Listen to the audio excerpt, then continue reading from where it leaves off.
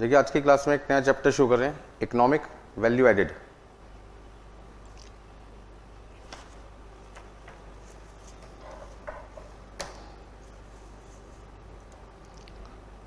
बहुत आसान चैप्टर है ये। हाँ जी, इकोनॉमिक वैल्यू एडेड के बारे में देखिए क्या लिखा हुआ है, background of EVA. Economic value added को शॉर्ट फॉर्म में क्या कहते हैं, ईवा।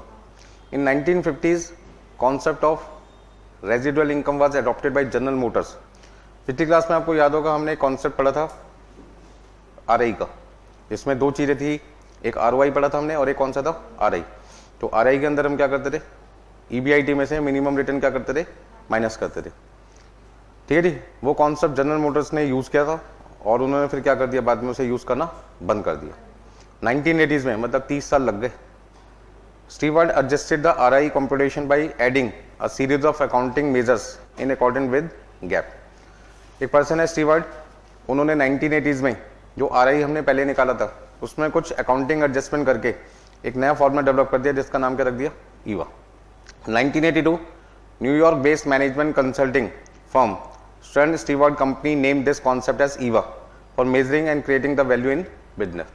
मतलब जो RI है उसी का मॉडिफाइड वर्जन क्या है, ईवा। जैसे वहां पे हम ईबीआईटी में से मिनिमम रिटर्न माइनस करते थे, यहां पर भी ईवा निकालने के लिए हमें एक फॉर्मूला यूज करना है और वो फॉर्मूला जो आरआई से बना था उसमें कुछ हम अकाउंटिंग एडजस्टमेंट करेंगे, देन हमारे को इकोनॉमिक वैल्यू एडेड की वैल्यू पता चल जाएगी। ठीक है जी, आगे देखिए सामने लिखा हुआ है, economic value added is a financial performance metric that measures the value of company has created और destroyed in the given period. मतलब ईवा क्या बताता है आपको कि किसी भी कंपनी की फाइनेंशियल परफॉर्मेंस आपकी इंक्रीज हो रही है या डिक्रीज हो रही है, मतलब क्रिएट कर रहे हैं, बढ़ रही है, या वो फर्म की जो इकोनॉमिक वैल्यू एडेड है परफॉर्मेंस है वो आपकी खत्म होती जा रही है। तो एक तो होती है आपकी इमेज बढ़ना, एक होता है आपकी इमेज खत्म होना। तो ईवा क्या बताता है, क्या मेजर करता है, आपकी वैल्यू कंपनी की कि बढ़ रही है या फिर वो खत्म हो रही है।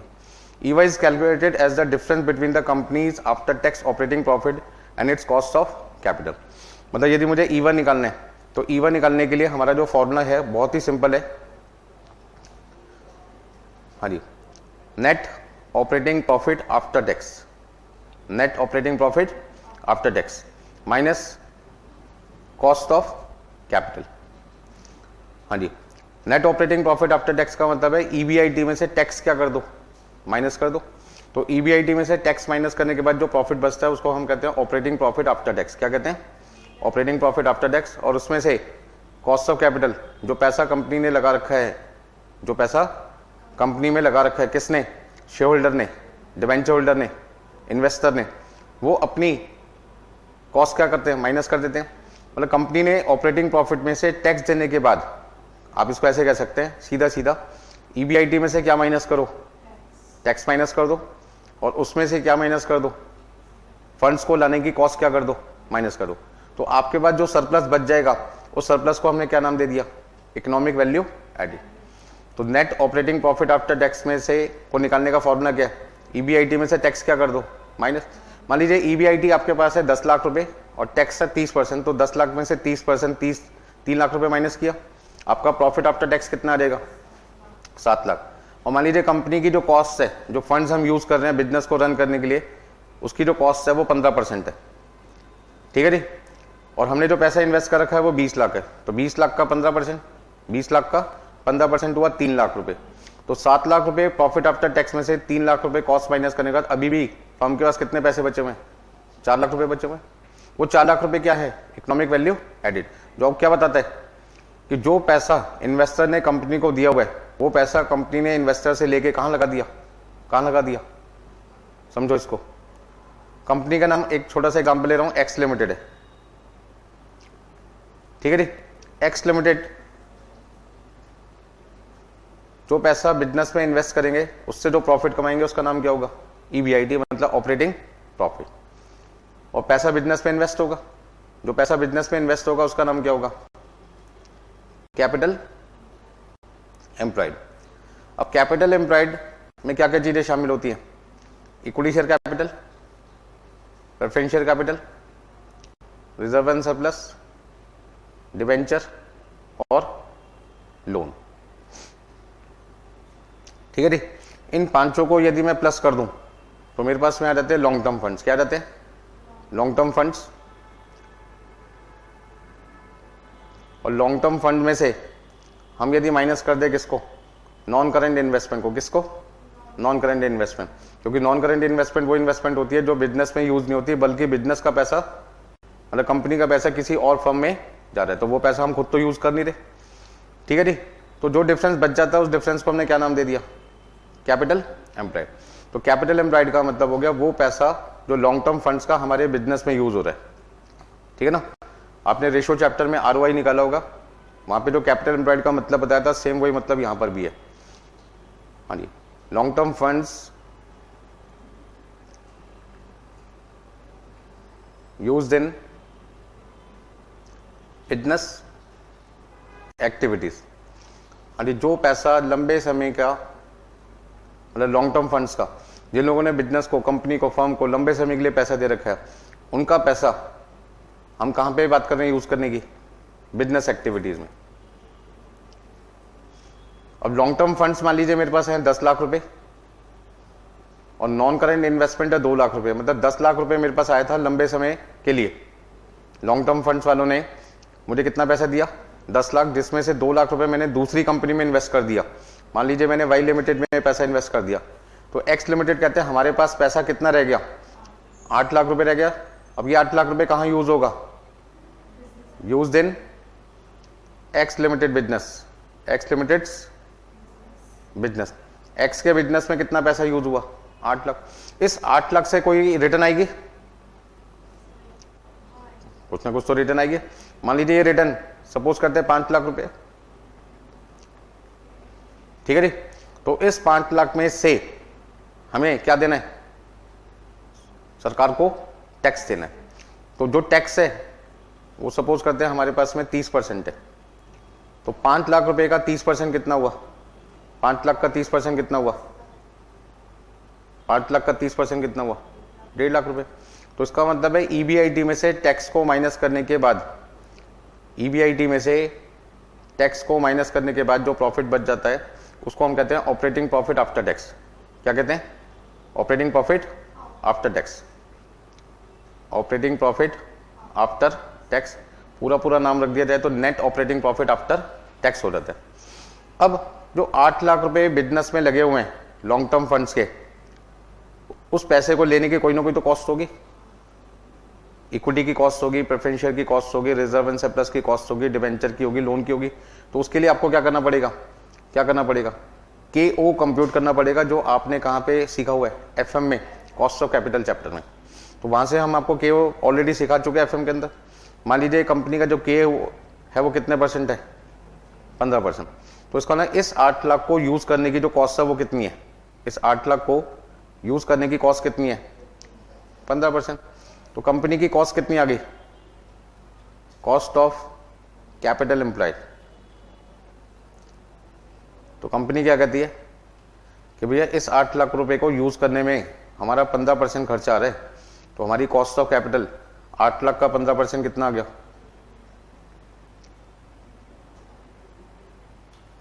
बोलो भाई, 1,20,000 रुपए। और ये जो हमारा net profit, net operating profit after tax बचा वो कितना है? 3,50,000। तो इसका मतलब कंपनी की 8 लाख रुपए की वैल्यू पे खर्चा कितना है? 1,20। और कंपनी के 8 लाख रुपए पे रिटर्न कितनी है? 3.5 लाख रुपए। तो 8.5 लाख रुपए, सॉरी 8 लाख रुपए, 8 लाख रुपए पे हमारे पास आए कितने हैं? ध्यान से समझना। इस 8 लाख रुपए पे हमारे पास आए कितने टैक्स देने के बाद? 3.5 लाख। और इस 8 लाख रुपए पे हमारे यहां से जाएगा कितना? तो हम इन्वेस्टर को क्या समझा रहे हैं?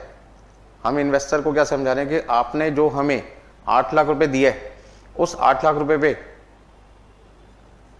हमारी जो कॉस्ट है वो कितनी है? 1,20,000। और हमारे को रिटर्न कितने मिल रही है टैक्स देने के बाद? 3.5 लाख। तो हमने आपके 8 लाख रुपए पे कितना एक्स्ट्रा कमाया? एक्स्ट्रा प्रॉफिट आफ्टर टैक्स आपको कितना कमा के दिया हमने? 2,30,000। इस 2,30,000 रुपए को हम क्या कहते हैं? Extra profit after tax. और यहां पे एक नया नाम रख दिया ईवा। Economic value added. तो बताइए हमने 8 लाख रुपए में कितनी वैल्यू एडिड की है?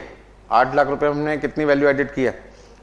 2,30,000 रुपये ऐड किए, क्योंकि 8 लाख पे 1,20,000 रुपये तो हमारा खर्चा ही हो गया और हमने कमाए कितने? 3.5 लाख रुपए।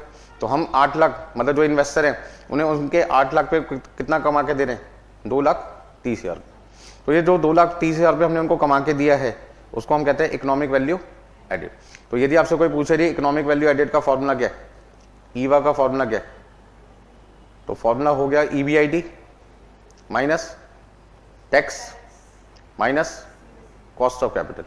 इसी फॉर्मूले को हम चेंज करके क्या लिख सकते हैं? EBIT में से टैक्स माइनस कर दो, EBIT में से टैक्स माइनस कर दो। तो EBIT में से टैक्स माइनस करेंगे तो आपके पास क्या आ जाएगा? Net operating profit after tax minus cost of capital. अभी बात यहां पे खत्म नहीं होती, इसको समझो कि टैक्स हम किस पे निकाल रहे हैं? EBIT पे, क्योंकि जितना प्रॉफिट हमने कमाया है हम उस पे क्या चेक कर रहे हैं? टैक्स। तो यहां पे यदि मैं EBIT को कॉमन ले लेता हूं तो मैं लिख सकता हूं 1 माइनस टैक्स। तो यदि किसी क्वेश्चन में आपको net operating profit after tax निकालना है तो net operating profit after tax को निकालने का फॉर्मूला क्या बनेगा? EBIT into 1 minus tax. जो भी कैलकुलेशन करके आएगा प्रॉफिट उसका नाम क्या हो जाएगा? Net operating profit after tax minus COC, cost of capital. ठीक है जी। तो एग्जांपल समझ में आया अभी? तो इस एग्जांपल में हम आपको क्या समझाना चाहते हैं कि लॉन्ग टर्म इन्वेस्टर ने जो पैसा आपको दिया है वो 10 लाख रुपए है, उसमें से 2 लाख रुपए हमने किसी और कंपनी में इन्वेस्ट कर दिया। इसका मतलब हो गया नॉन करेंट इन्वेस्टमेंट। इसका मतलब बिजनेस के खुद के लिए कितना पैसा काम आ रहा है? 10 लाख में से 8 लाख। उस 8 लाख की कॉस्ट कितनी है? 15%, 1,20,000 रुपये। उस 8 लाख पे कंपनी ने कमाई कितने? 5 लाख। उसमें से 30% सरकार को यदि हम टैक्स दे रहे हैं तो कम इन्वेस्टर के लिए कितना पैसा बचेगा? 3.5 लाख। 3.5 लाख में से 1,20,000 हमारी कॉस्ट चली गई तो हमारे पास में सरप्लस मतलब 1,20,000 के अलावा 1,20,000 रुपये के अलावा हम इन्वेस्टर के लिए कितने पैसे और कमा रहे हैं? 2,30,000 रुपये। 3.5 लाख और 1,20,000 का जो डिफरेंस है 2,30,000, वो 2,30,000 किसको मिलने वाला है? शेयर होल्डर्स को ही मिलने वाला है। तो ईवा क्या बताता है कि शेयर होल्डर की एक्चुअल वर्थ कितनी इंक्रीज हुई है? ईवा क्या बताता है? तो EVA is calculated as the difference between a company's after tax operating profit and its cost of capital. In other words it is the net operating profit after tax minus cost of capital, जो मैं आपको समझा चुका हूं। The concept of EVA was developed by the Stewart and company, a consulting firm in US in late 1980s. The idea behind EVA is that the company should earn a return on all the investments that is greater than the cost of capital. EVA develop करने के पीछे concept क्या है? वो जानना चाहते हैं कि जो पैसा हमने इन्वेस्ट कर रखा है 8 लाख, जैसे मैंने एग्जांपल दिया था, उस पर टोटल अर्निंग आपकी कॉस्ट ऑफ कैपिटल से कितनी ज्यादा है। तो हमारी अर्निंग कितनी आई थी? Net operating profit after tax 3.5 lakh आया था और कॉस्ट ऑफ कैपिटल कितनी थी? 1,20,000। तो 3.5 लाख रुपए 1,20,000 से कितना ज्यादा था? 2,30,000 रुपए। तो वो 2,30,000 रुपए को हमने नाम क्या दे दिया था? ईवा। यदि ये पॉजिटिव आंसर आ रहा है, डिफरेंस यदि पॉजिटिव है, इसका ना आप क्या कर रहे हो? वैल्यू क्रिएट कर रहे हो। और यदि ये डिफरेंस नेगेटिव आता है तो इसका ना वैल्यू आप क्या कर रहे हो? डिस्ट्रॉय कर रहे हो, मतलब खत्म कर रहे हो कंपनी का नाम। ऐसे में इन्वेस्टर आपकी कंपनी से भागेंगे, वो कहेंगे यार ये तो कॉस्ट भी रिकवर नहीं कर पा रही। तो सीधा सीधा आंसर पॉजिटिव का मतलब है कॉस्ट रिकवर हो रही है, नेगेटिव का मतलब है आपकी कॉस्ट रिकवर नहीं हो रही। EVA is a popular financial performance metric used by the many companies and investors to evaluate a company's financial health and to make investment decision. EVA की बदौलत बहुत सारे जो इन्वेस्टर्स होते हैं वो कंपनी की फाइनेंशियल हेल्थ को चेक कर पाते हैं और उसके बेस पे वो डिसीजन मेकिंग करते हैं कि भाई कंपनी में पैसा इन्वेस्ट करें या उससे निकाल लें। तो यदि EVA पॉजिटिव आ रहा है तो इन्वेस्टमेंट करनी चाहिए, और नेगेटिव आ रहा है तो पैसा वहां से यदि लगा भी रखा है तो फटाफट से क्या करो? निकाल लो, क्योंकि फ्यूचर में और लॉस होगा नहीं तो।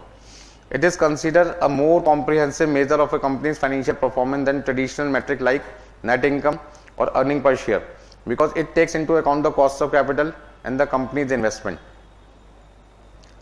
Some of the advantages of using EVA as a performance metric include providing a clear measure of company's true economic profitability, encouraging managers to focus on creating value for share holder. तो ईवा से फायदा क्या हुआ कि वो जो 3.5 लाख रुपए net operating profit after tax था, जिसमें से 1,20,000 रुपए हमने कॉस्ट ऑफ कैपिटल माइनस की थी, तो 2,30,000 रुपए जो बच रहे थे वो सारे के सारे 2,30,000 रुपए किसके थे? शेयर होल्डर के थे। तो शेयर होल्डर को कितने रुपए का फायदा हुआ वो हम यहाँ से पता लगा सकते हैं, ठीक है जी।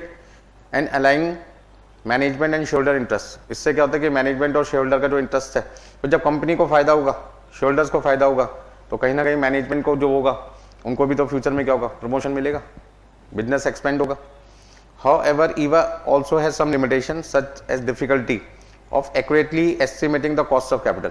अब कई बार कॉस्ट ऑफ कैपिटल निकालने में आप बहुत सारी assumptions ले लेते हैं जो एक्यूरेट नहीं होती, जिसकी वजह से आपका जो EVA है उसमें हो सकता है कॉस्ट ऑफ कैपिटल ज्यादा आ जाए या कॉस्ट ऑफ कैपिटल कम आ जाए। यदि कॉस्ट ऑफ कैपिटल कम हो गई तो EVA पॉजिटिव हो जाएगा ज्यादा, और यदि कॉस्ट ऑफ कैपिटल ज्यादा हो गई तो आपका EVA क्या हो सकता है? नेगेटिव, और जिसकी वजह से हो सकता है आपका DCN क्या हो जाए? गलत हो जाए। तो EVA निकालने के लिए कॉस्ट ऑफ कैपिटल निकालना एक्यूरेटली बहुत डिफिकल्ट होता है, जिसकी वजह से EVA की एक लिमिटेशन मानी गई है कि यदि कॉस्ट ऑफ कैपिटल सही तरीके से नहीं निकाला गया तो डिसीजन मेकर का डिसीजन क्या हो सकता है? गलत हो सकता है। बात समझ में आई सबको? Components and formula for EVA, हमें पहला क्या चाहिए? Net operating profit after tax चाहिए। दूसरा हमें क्या चाहिए? Cost of capital. तीसरा क्या चाहिए? Capital employed. कैपिटल एम्प्लॉयड को मतलब आप इसे क्या कहते हैं? KO। क्या कहते हैं? KO। KO को यदि कैपिटल एम्प्लॉयड से मल्टीप्लाई कर दोगे तो कंपनी की कॉस्ट ऑफ कैपिटल एम्प्लॉयड आ जाएगी, जिसको net operating profit after tax में से क्या करना है? माइनस करना है, ठीक है ना। यदि EVA पॉजिटिव है इसको ना आप अपनी कॉस्ट को रिकवर कर रहे हैं, और यदि EVA नेगेटिव है तो उसको ना आप अपनी कॉस्ट को रिकवर नहीं कर पा रहे। तो आप क्या लिखना चाहते हैं? यहाँ पे कुछ लिखना चाहते हैं? लिखिए फटाफट से।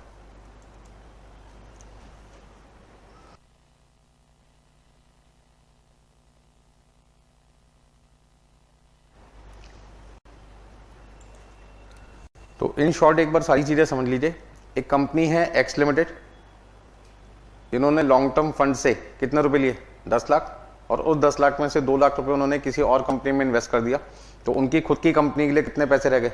8 लाख। तो पहला पॉइंट है, हमें यहाँ पे कैपिटल एम्प्लॉयड का मतलब क्या समझना है? वो पैसा जो हमारे खुद के बिजनेस में यूज हो रहा है, वो पैसा कितना है। दूसरा, उस पैसे से हमारा EBIT कितना जनरेट हुआ? मान लीजिए 5 लाख रुपए जनरेट हुआ, ठीक है जी। उस 5 लाख में से 30% यदि हम सरकार को 1.5 लाख रुपए टैक्स दे दें तो हमारे पास जो प्रॉफिट बचेगा वो 3.5 लाख रुपए होगा। तो हम इन्वेस्टर को क्या कर सकते हैं कि जो पैसा अपने बिजनेस में इन्वेस्ट किया 8 लाख रुपए, उसमें टैक्स देने के बाद आपके लिए हम कितने रुपए कमा रहे हैं? 3.5 लाख। जबकि हमने आपसे जो फंड्स बोरो किए 8 लाख रुपए, वो तो किस रेट पे बोरो किए हैं? 15% पे। मतलब कि हमने आपको कहा था भी हम आपको 15% तो कमा के देंगे, पर ये ध्यान रखना है 15% कौन सी कॉस्ट है? After tax. कौन सी कॉस्ट है? After tax. KO कौन सी है? ये आफ्टर टैक्स। अब ध्यान रखना, यदि KO आफ्टर टैक्स है क्वेश्चन में, KO आफ्टर टैक्स है, तो आपकी जो प्रॉफिट है वो भी तो क्या होनी चाहिए? After tax. कभी भी दो चीजों का कंपैरिजन करना है तो बेस क्या होना चाहिए? सेम। तो कंपनी के जो कॉस्ट ऑफ कैपिटल 8 लाख पे 15% है, वो 1,20,000 पे कौन सी है? 80 आफ्टर टैक्स है। तो आपको जो कंपैरिजन करना है इस 1,20,000 का, वो भी तो कौन से प्रॉफिट से करना है? After tax. इसलिए हमने टैक्स क्या कर दिया? माइनस कर दिया। अच्छा, नॉर्मली हम क्या करते हैं? EBIT में से पहले क्या माइनस करते थे? इंटरेस्ट, फिर प्रॉफिट बिफोर टैक्स आता था, फिर क्या माइनस करते थे? टैक्स माइनस करते थे, फिर हमारे पास आता था प्रॉफिट आफ्टर टैक्स। हमें ये वाला कॉन्सेप्ट नहीं चाहिए। हमने कहा था ना कि हम EVA निकालते टाइम अपने प्रॉफिट में कुछ अकाउंटिंग एडजस्टमेंट करते हैं। हम क्या करते हैं यहाँ पे? नॉर्मली जब हम P&L अकाउंट बनाते हैं या इनकम स्टेटमेंट बनाते हैं तो हम ये कॉन्सेप्ट यूज करते हैं।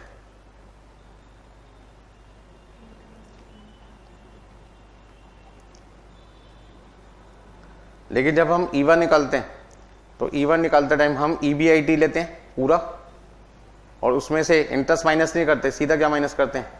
टैक्स माइनस करते हैं। तो टैक्स माइनस करने का जो प्रॉफिट आता है वो जाता है ऑपरेटिंग प्रॉफिट, और उसमें से कॉस्ट ऑफ कैपिटल माइनस करके जो प्रॉफिट आपके पास बचता है उसको हम क्या कर देते हैं? EVA। तो हमें इस कॉन्सेप्ट को नहीं फॉलो करना। किसको निकालते टाइम? इकोनॉमिक वैल्यू एडिड निकालते टाइम, ठीक है ना। ऐसा क्यों? हमने क्यों नहीं इंटरेस्ट माइनस किया? क्योंकि हम यहां पर जो 8 लाख रुपए इन्वेस्ट करे थे, कितने रुपए इन्वेस्ट करे थे? 8 लाख। हम उस 8 लाख रुपए के प्रॉफिट पे काम कर रहे हैं, तो 8 लाख में पैसा किसका लगा? इक्विटी शेयर का भी लगा, प्रेफरेंस शेयर का भी लगा, डिबेंचर का भी लगा, लोन का भी लगा। तो जब हम इन दोनों को, इन पे क्या जाता है? इंटरेस्ट, और इन पे क्या जाता है? डिविडेंड। हम इंटरेस्ट और डिविडेंड देने की बात ही नहीं कर रहे, हम तो ये कह रहे हैं कि हमारे पास जो प्रॉफिट बच गया है टैक्स देने के बाद बिजनेस से, वो कितना है? हम यहाँ पे क्या निकालना चाहते हैं? हम क्या निकालना चाहते हैं? हम वो प्रॉफिट निकालना चाहते हैं जो बिजनेस एक्टिविटी से कमाया गया टैक्स देने के बाद। तो बिजनेस एक्टिविटी का प्रॉफिट चाहिए। किसका प्रॉफिट चाहिए? Business activity. यदि आप यहाँ पे इंटरेस्ट माइनस कर देते, प्लीज ध्यान दीजिए, यही मेन पॉइंट है समझने का। यदि आप इंटरेस्ट माइनस कर देते तो ये प्रॉफिट जो आपको दिखाई दे रहा है, ये प्रॉफिट फिर किसका हो जाएगा? शेयर होल्डर का। ये भी प्रॉफिट किसका है? शेयर होल्डर का। फर्क इतना है कि ये बिफोर टैक्स है और ये प्रॉफिट कौन सा हो जाएगा? आफ्टर टैक्स हो जाएगा। हमें प्रॉफिट शेयर होल्डर का नहीं निकालना, हमें प्रॉफिट किसका निकालना है? इन्वेस्टर का। किसका? इन्वेस्टर का। तो इन्वेस्टर का प्रॉफिट कब निकलेगा? जब मैं इंटरेस्ट माइनस करूं या ना करूं? ना करूं। इसलिए हमने माइनस नहीं किया था। तो इनकम स्टेटमेंट में जो हम प्रॉफिट निकालते हैं वो प्रॉफिट आफ्टर टैक्स निकलता है, उसमें से हम प्रेफरेंस डिविडेंड दे देते हैं। तो ये जो प्रॉफिट बचता है, profit after tax and preference dividend, ये प्रॉफिट किसका रहता है? इक्विटी शेयर होल्डर का। ये प्रॉफिट किसका होता है? Preference dividend, preference share holder का। ये प्रॉफिट किसका है? शेयर होल्डर का। ये जो प्रॉफिट है ये शेयर होल्डर का बिफोर टैक्स, और ये प्रॉफिट कौन सा है? After tax. और ये किसके लिए? डिबेंचर प्लस लोन के लिए, और ये सबके लिए ऑल। तो मुझे प्रॉफिट किसका चाहिए? ऑल का चाहिए, लेकिन कौन सा वाला? आफ्टर टैक्स का। ये ऑल वाला मेरे पास कौन सा है? बिफोर वाला। और मुझे ऑल वाला चाहिए कौन सा? आफ्टर। क्योंकि पैसा सबका है तो रिटर्न भी क्या चाहिए? सबकी। पैसा सबका है तो रिटर्न भी क्या चाहिए? सबकी।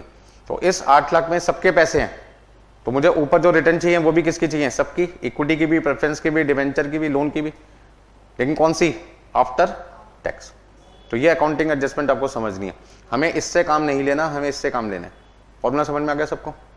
नोट करना है कुछ? तो ईवा क्या बताता है आपको कि जो पैसा लॉन्ग टर्म फंड से हमने बिजनेस एक्टिविटीज में इन्वेस्ट कर रखा है, उस पैसे पे हम उन्हें ऑपरेटिंग प्रॉफिट आफ्टर टैक्स कितना एक्स्ट्रा कमा कर दे रहे हैं। Extra net operating profit after tax on long term funds invested in business activities is known as EVA. Extra profit जरूर बोलना है हमें, extra net operating profit after tax. तो ये जो आपके पास में net extra profit after tax है, कितने? 2,30,000 रुपये। इसको हमने क्या नाम दिया?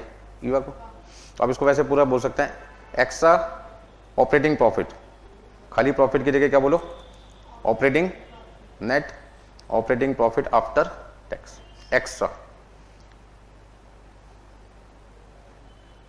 मेरे ख्याल से समझ में आ गया होगा कॉन्सेप्ट क्या। तो हमने इनकम स्टेटमेंट वाला फॉर्मेट क्यों नहीं यूज किया? क्योंकि वहां पे इनकम स्टेटमेंट में हमारे पास जो रिटर्न रहेगी वो तो खाली शेयर होल्डर की है, जबकि पैसा शेयर होल्डर के साथ साथ किसका है? डिबेंचर होल्डर का भी है। तो यदि मैं प्रॉफिट आफ्टर टैक्स को कंसीडर करूंगा, मतलब इंटरेस्ट माइनस करने के बाद जो प्रॉफिट है उसको कंसीडर करूंगा, तो उससे मेरा जो डिसीजन है वो गलत हो जाएगा, क्योंकि इन्वेस्टमेंट सबकी है और रिटर्न खाली शेयर होल्डर की हो तो गलत हो जाएगा ना। जब पैसा सबका है तो रिटर्न भी किसकी होनी चाहिए? सबकी।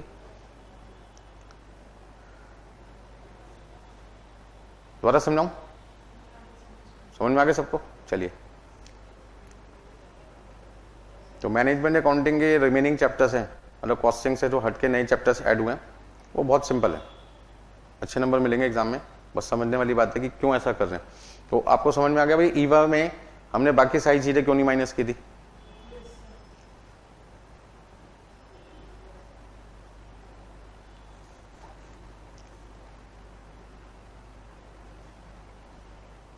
ठीक है, इसे लिखने की जगह इसको मैं हटाता हूं।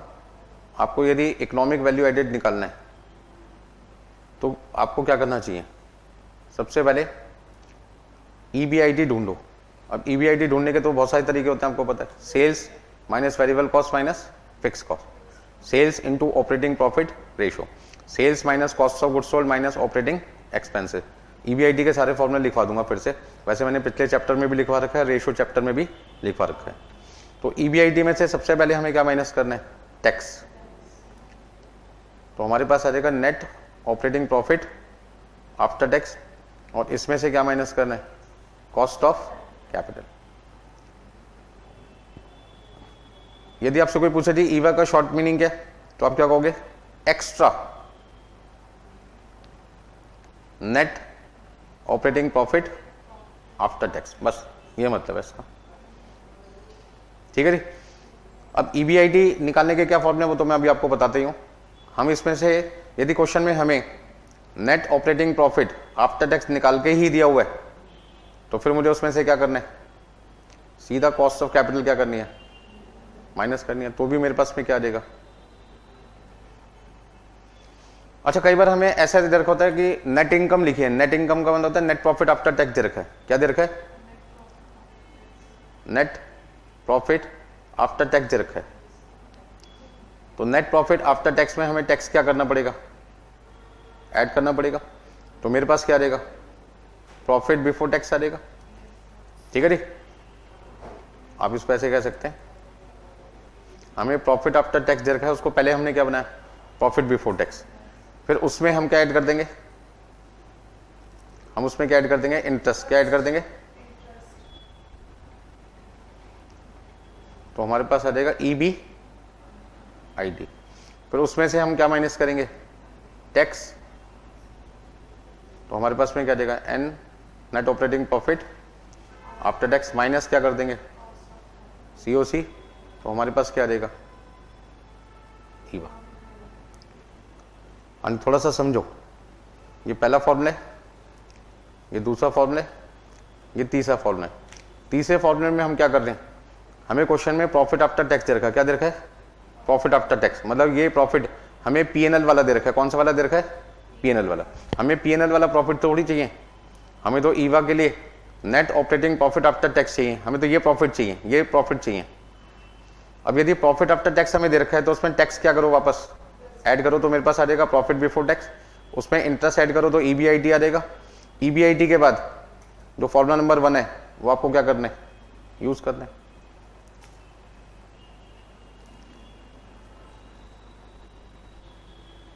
तो पहले मैं 1-2 क्वेश्चन आपको समझाता हूं।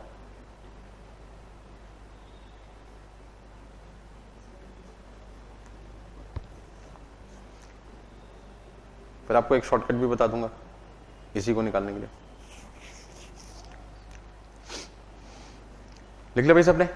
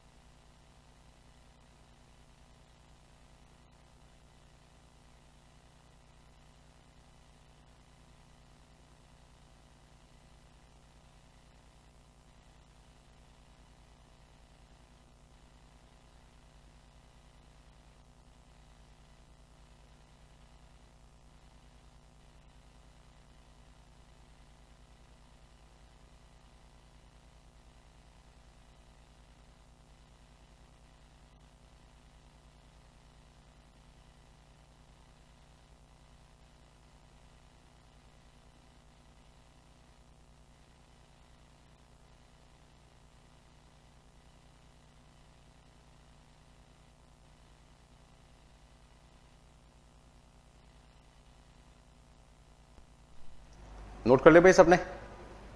देखिए भाई, अब एक एग्जांपल करवाता हूं मैं आपको। हमें क्वेश्चन में ईबीआईटी दे रखा है। पहले एक एग्जांपल 1 था, ये एग्जांपल हो गया एक तरीके से आपका 2। इसको 1 दे सकते हैं नाम। हमें क्वेश्चन में ईबीआईटी दे रखा है 5 लाख रुपए। हमें केओ दे रखा है 10%। हमें लॉन्ग टर्म फंड दे रखा है, कितना दे रखा है, लॉन्ग टर्म फंड्स 15 लाख रुपए। और नॉन करंट इन्वेस्टमेंट भी दे रखी है, non current investment, non current investment हमें दे रखी है, सपोज करते हैं 3 लाख रुपए। हाँ जी, टैक्स रेट हमें दे रखा है 30%। और फाइंड आपको क्या करना है, इकोनॉमिक वैल्यू एडेड। ये सारी चीजें हमें क्वेश्चन में दे रखी है। तो सबसे पहले सॉल्यूशन में क्या लिखेंगे, computation of economic value added. Formula क्या लिखेंगे, हाँ जी क्या फॉर्मूला लिखेंगे आप, सबसे पहले हमें EBIT में से क्या माइनस करना है, टैक्स। तो हमारे पास आ जाएगा net operating profit after tax, इसमें से क्या माइनस कर देंगे, कॉस्ट ऑफ कैपिटल एम्प्लॉयड,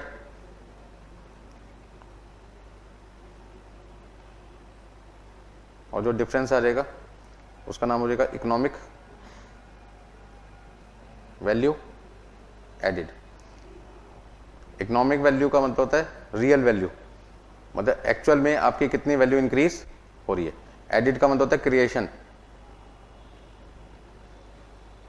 मतलब कितनी वैल्यू आप इंक्रीज कर रहे हैं। जो पैसा लॉन्ग टर्म फंड्स ने आपके बिजनेस में इन्वेस्ट कर रखा है, बिजनेस एक्टिविटीज में, आप उस पैसे पे उनको कितना एक्स्ट्रा कमा कर दे रहे हैं, मतलब जितनी उनकी एक्सपेक्टेशन है उससे कितना ऊपर आप उनको कमाकर और दे रहे हैं शेयर होल्डर को। बेसिकली ये रियल वैल्यू एडेड किसके लिए आ रही है, शेयर होल्डर के लिए, क्योंकि डिबेंचर होल्डर का जो इंटरेस्ट है, कौन से शेयर होल्डर की बात चल रही है, इक्विटी, क्योंकि जो प्रेफरेंस होल्डर है उसका तो रेट प्रेफरेंस का फिक्स होता है, और जो डिबेंचर होल्डर और जो लोन है उनका रेट ऑफ इंटरेस्ट फिक्स होता है, तो उनको तो फिक्स्ड ही कमाई मिलेगी।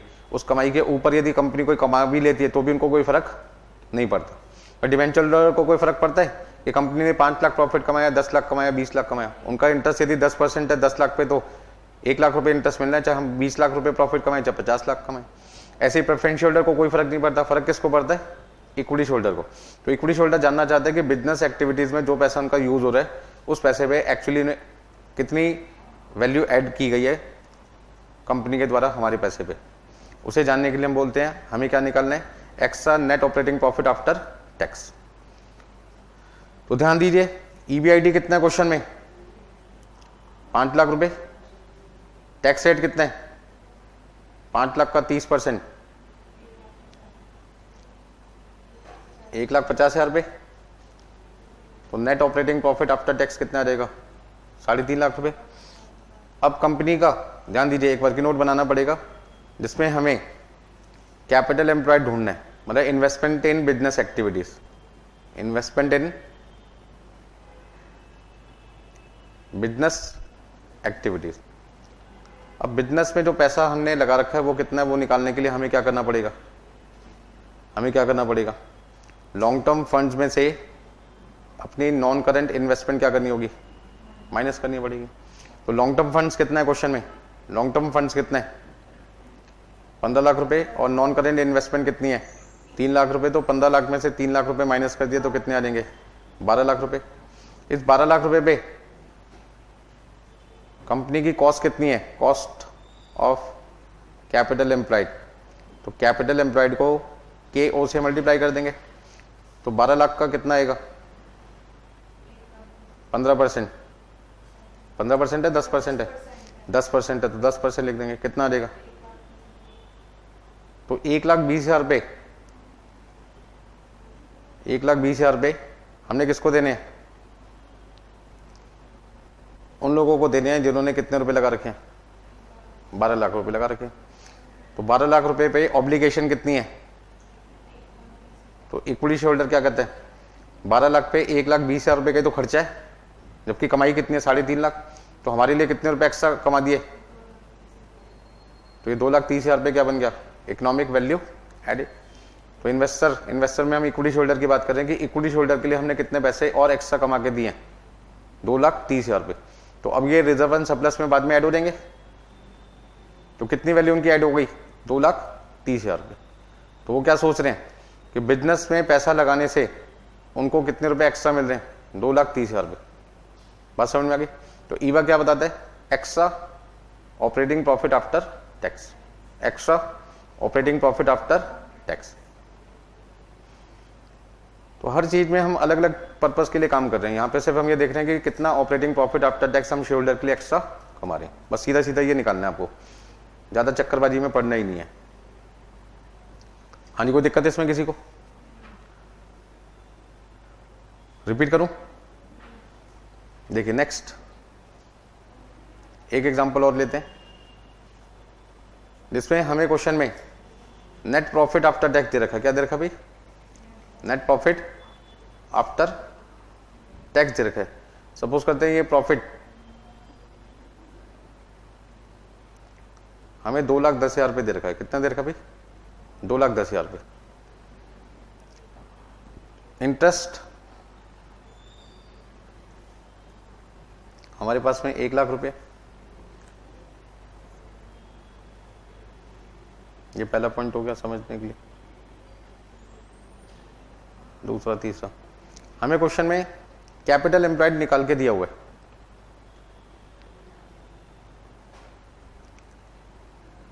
यानी कैपिटल एम्प्लॉयड हमें निकाल के दिया हुआ है क्वेश्चन में, मान लीजिए 10,00,000 रुपए। KO या तो क्वेश्चन में निकालना पड़ता है या निकाल के दिया होता है। यदि छोटा क्वेश्चन आएगा 2 से 3 नंबर का तो समझ लो ये डाटा दे रखा होगा। यही क्वेश्चन यदि 5 नंबर से 8 नंबर के बीच में आएगा तो सब चीजें आपको ढूंढ ढूंढ के निकालनी पड़ेगी। क्या क्या चीजें ढूंढ ढूंढ के निकालनी पड़ती है? कैपिटल एम्प्लॉयड ढूंढ के निकालना पड़ेगा, KO निकालना पड़ेगा। मतलब KO के अंदर जो कॉस्ट ऑफ कैपिटल के अंदर KE, KP, KD, KR सब चीजें निकालनी पड़ेगी, तब उससे जाके क्या मिलेगा? KO। मतलब समझ लो कि FM का कॉस्ट ऑफ कैपिटल पूरा चैप्टर यहाँ पे यूज हो गया। यदि हम टफ क्वेश्चन बनाना चाहते हैं, बड़ा क्वेश्चन बनाना चाहते हैं, तो पूरा एक कॉन्सेप्ट किसका डाल दो? कॉस्ट ऑफ कैपिटल का। उससे क्या निकलेगा? KO। फिर कैपिटल एम्प्लॉयड से मल्टीप्लाई करके क्या निकालेंगे? Cost of capital employed. और फिर net operating profit after tax में से उसको क्या कर देंगे? माइनस। तो आपके पास आ जाएगा extra operating profit after tax, जिसको नाम दे दिया गया इकोनॉमिक वैल्यू एडिड। तो मान लीजिए हमारा जो KO है वो है 10%। अब आपको फाइन क्या करना है पता ही है, क्या फाइन करना चाहते हैं? Economic value added.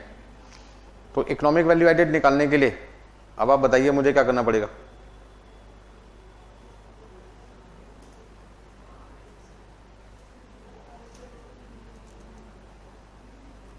हाँ जी, मुझे हेडिंग लिखनी पड़ेगी स्टेटमेंट शोइंग, या कंप्यूटेशन ऑफ। स्टेटमेंट की जगह क्या लिख सकते हैं? Computation of economic value added. हाँ जी, इकोनॉमिक वैल्यू एडिड निकालने के लिए मुझे क्या करना पड़ेगा? सबसे पहले जो मुझे प्रॉफिट दे रखा है वो दे रखा है प्रॉफिट आफ्टर टैक्स। कितना? 2,10,000। अब इसमें मुझे टैक्स ऐड करना पड़ेगा, और यदि टैक्स मेरे पास नहीं है तो मैं प्रॉफिट बिफोर टैक्स सीधा निकाल सकता हूं। कैसे? प्रॉफिट आफ्टर टैक्स को किससे डिवाइड कर दो? 1 माइनस टैक्स से। रेशियो चैप्टर में हमने कर रखा है ना। यदि हमें प्रॉफिट आफ्टर टैक्स दे रखा है और बिफोर पे जाना है, थोड़ा सा सोचो कि यदि मैं 30% किसी को टैक्स दे रहा हूं, यदि मैं अपनी कमाई का 30% किसी को टैक्स दे रहा हूं, तो मेरे पास में बचा कितना होगा? 70%। ध्यान से समझो, यदि मैंने किसी को अपनी कमाई का 30% टैक्स दे दिया तो मेरी कमाई थी कितनी टैक्स देने से पहले? 100%। तो बची कितनी होगी? 70%। इसका ना 70% 2,10,000 रुपये। 70% कितना है? 2,10,000 रुपये। तो 100% कितना होगा? 100% निकालने के लिए मुझे क्या करना पड़ेगा? 2,10,000 को 70% से डिवाइड करना पड़ेगा। 70% का मतलब क्या हुआ? 1 माइनस टैक्स। कितना आ गया? 3,00,000 रुपये। तो मेरा टैक्स कितना हो गया था? 3,00,000 का 30%। 3,00,000 का 30% 90,000 रुपये। अब इसमें मुझे क्या ऐड करना पड़ेगा? इंटरेस्ट ऐड करना पड़ेगा, जो क्वेश्चन में कितना है? 1,00,000 रुपये। तो इसका ना मेरा EBIT कितना आ गया? अब EBIT निकलने के बाद आपको पता ही है क्या करना है? Minus tax. तो जो टैक्स हम पहले निकाल रहे थे वो टैक्स किस पे निकाल रहे थे? प्रॉफिट बिफोर टैक्स पे। किस पे निकाल रहे थे? प्रॉफिट बिफोर टैक्स पे। जबकि हमें टैक्स किस पे निकालना है? EBIT पे। तो 4,00,000 का 30%। बच्चे कंफ्यूज हो जाते हैं एग्जाम में छोटे छोटे क्वेश्चन पे कि सर जब टैक्स हमने निकाल दिया तो आप दोबारा क्यों निकाल रहे हो? तो मैं उनको समझाने की कोशिश कर रहा हूँ, वो जो टैक्स हमने 30% निकाला था प्रॉफिट बिफोर टैक्स पे निकाला था, जिसमें से इंटरेस्ट माइनस हो चुका है। मतलब हमने शेयर होल्डर के प्रॉफिट पे टैक्स निकाला था, और हमें यहाँ पे कौन से प्रॉफिट पे टैक्स निकालना है? ऑपरेटिंग प्रॉफिट पे, मतलब profit of all investor. Profit of all investor. तो कितना आ गया? 1,20,000 रुपये। तो अब हमारे पास क्या आ गया? Net operating profit after tax. कितना? 280। और इसमें से हमें क्या माइनस करना है? Cost of capital employed. Cost of capital employed. अब कैपिटल एम्प्लॉयड कितनी है क्वेश्चन में? 10 लाख, और के वो कितने है? 10%, कितना हुआ?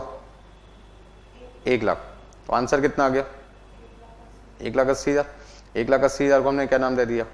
Economic value added. Answer positive आ रहे। पॉजिटिव का मतलब क्या हुआ? यहाँ पे हमने वैल्यू इक्विटी शोल्डर के लिए क्या किया? डिस्ट्रॉय किया या क्रिएट किया? क्रिएट किया। क्रिएट किया का मतलब बढ़ाया, इंक्रीज किया। तो उसका मतलब हम सही काम कर रहे हैं, मतलब हमारी कंपनी इक्विटी शोल्डर के लिए सही काम कर रही है। बात समझ में आ गई सबको? रिपीट करूं? तो नेट प्रॉफिट आफ्टर टैक्स आपके पास है 2,10,000 रुपये, टैक्स है 30%, इंटरेस्ट है 1 लाख, कैपिटल एम्प्लॉयड है 10 लाख, के वो कितना है?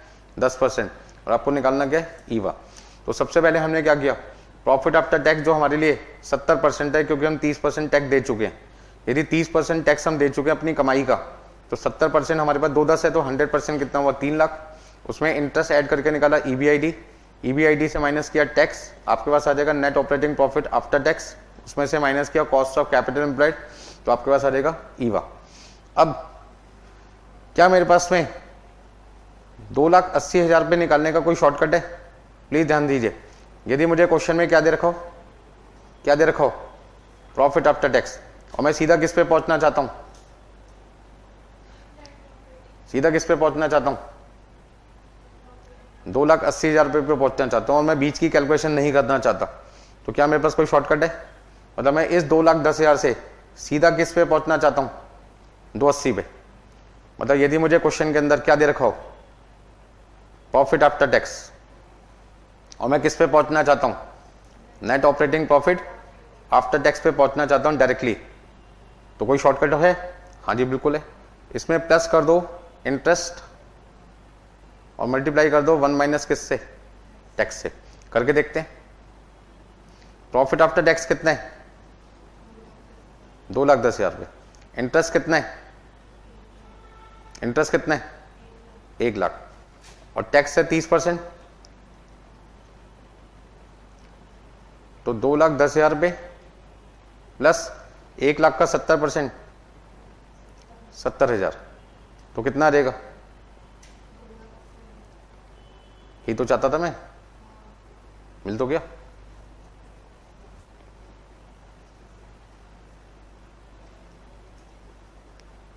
हाँ जी, कोई दिक्कत है इसमें? देखो समझने की कोशिश करो। टैक्स यहां पे भी था, टैक्स यहां पे भी था, टैक्स यहां पे भी था, टैक्स यहां पे था। तो टैक्स यहां पे हमने 90,000 प्लस किया और माइनस कितना किया? 1,20। थोड़ा सा ध्यान से समझो। 90 प्लस किया, 1,20 क्या किया? माइनस। तो कहीं ना कहीं जो डिफरेंस आ रहा था वो किसका आ रहा था? 30,000 रुपये के तो आ रहे। किसका आ रहा है? 30,000 का। इसको समझने की कोशिश कीजिए। ये फॉर्मूला मैंने कोई चमत्कारी फॉर्मूला नहीं बनाया। मैंने क्या किया? 2,10 में 90 प्लस किया, 1,20 माइनस किया। एक तरीके से मैं 30,000 रुपये क्या कर रहा हूं? माइनस कर रहा हूं।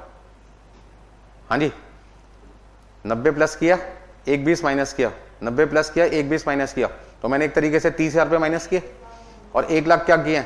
प्लस किए। तो आप इसको ऐसे समझो, प्रॉफिट आफ्टर टैक्स में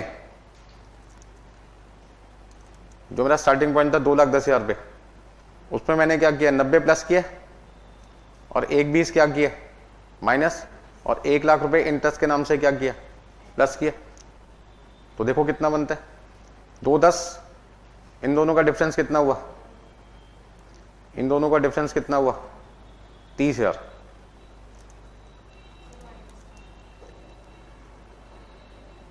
ठीक है जी, 2,10 को 2,10 से रहने दिया। अब ये दोनों एडजस्टमेंट हो गए, कितना आ गया? तो मैंने 70,000 को निकालने के लिए क्या तरीका अपनाया? 70,000 को निकालने के लिए मैंने क्या तरीका अपनाया? 1 माइनस 0.30।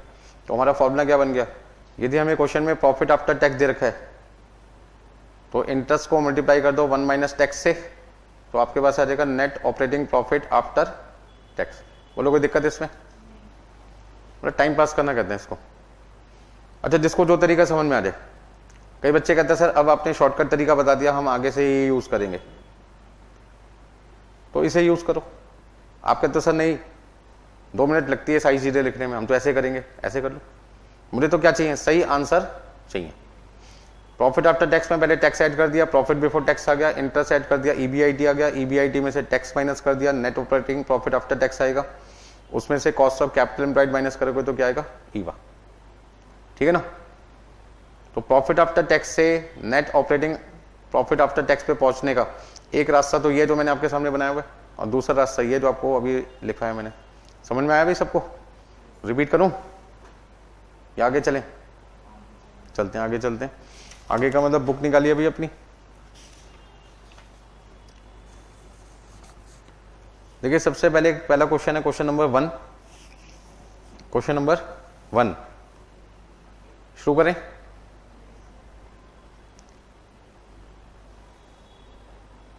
हाँ जी, किसी को कुछ नोट करना है? तो देखिए क्वेश्चन नंबर 1 बहुत ही सिंपल है। A person made a capital investment of ₹2 lakh in the company. कितने पैसे इन्वेस्ट किए उस पर्सन ने? 2 लाख। ऑपरेटिंग प्रॉफिट कितना है आफ्टर टैक्स? 28,000। कंपनी की कॉस्ट ऑफ कैपिटल कितनी है? 10%। तो हमें क्वेश्चन में क्या क्या चीजें गिवन है? पहले तो ये देखो यार गिवन क्या क्या चीज है। तो मैंने देखा भाई मुझे एक तो net operating profit after tax दे रखा है, कितना कितना दे रखा है? 28,000। दूसरा मुझे क्वेश्चन में क्या दे रखा है? KO दे रखा है, कितने परसेंट? 10%। साथ में इन्वेस्टमेंट दे रखी है, कैपिटल एम्प्लॉयड दे रखा है, किसका?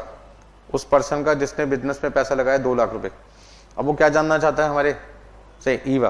वो जानना चाहता है जो 2 लाख रुपए उसने हमारी कंपनी में इन्वेस्ट कर रखे हैं उस पर उनको कितना सरप्लस मिलेगा। ठीक है जी। तो फटाफट से निकालते हैं यहाँ पे सारी चीजें। कैसे निकालेंगे? सॉल्यूशन में। सॉल्यूशन में हमें क्या लिखना है? Computation of economic value added. हाँ जी, इकोनॉमिक वैल्यू एडेड निकालने के लिए हमें क्या करना पड़ेगा? इकोनॉमिक वैल्यू एडेड निकालने के लिए सबसे पहले हमें क्या चाहिए? Net operating profit after tax, जो हमें क्वेश्चन में दे रखा है कितना? 28,000 रुपये। इसमें से cost of capital employed minus करनी है। तो कैपिटल एम्प्लॉयड है 2 लाख रुपए और KO कितना है? 10%। तो इन्वेस्टर को हमने क्या समझा भैया? आपके लिए कितने रुपए एक्स्ट्रा कमा के रखे हमने? हाँ जी, एक्स्ट्रा प्रॉफिट हमने कितना कमा के रख रखा है? Extra net operating profit after tax. Net operating profit after tax extra कितना कमाया हमने आपके लिए? 8,000। हाँ जी, कोई दिक्कत है इसमें किसी को? बोलो भाई, दोबारा समझाऊं? देखिए third question, question number 3, third question number.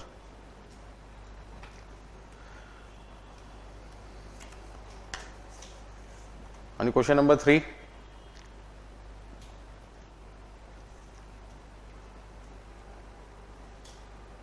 Note कर लिया भाई सबने? तो सबसे पहले आपको क्या देखना है ऐसे क्वेश्चन में? क्या चीज दे रखी है और क्या चीज आपको निकालनी है। तो नेक्स्ट आपके पास है क्वेश्चन नंबर 3। धीरे धीरे लेवल इंक्रीज करते हैं। थर्ड क्वेश्चन में लिखे देखो, H limited's current financial year income statement reports its net income. Net income का मतलब profit after tax as ₹15 lakh. तो हमें क्वेश्चन में क्या गिवन है? हमें क्वेश्चन में गिवन है नेट इनकम। और जब भी नेट इनकम दे रखी होती है इसका मतलब ये हो जाता है आपका प्रॉफिट आफ्टर टैक्स। तो हमें क्वेश्चन में प्रॉफिट आफ्टर टैक्स दे रखा है कितना? 15 लाख रुपए। फिर टैक्स रेट दे रखा है कितना?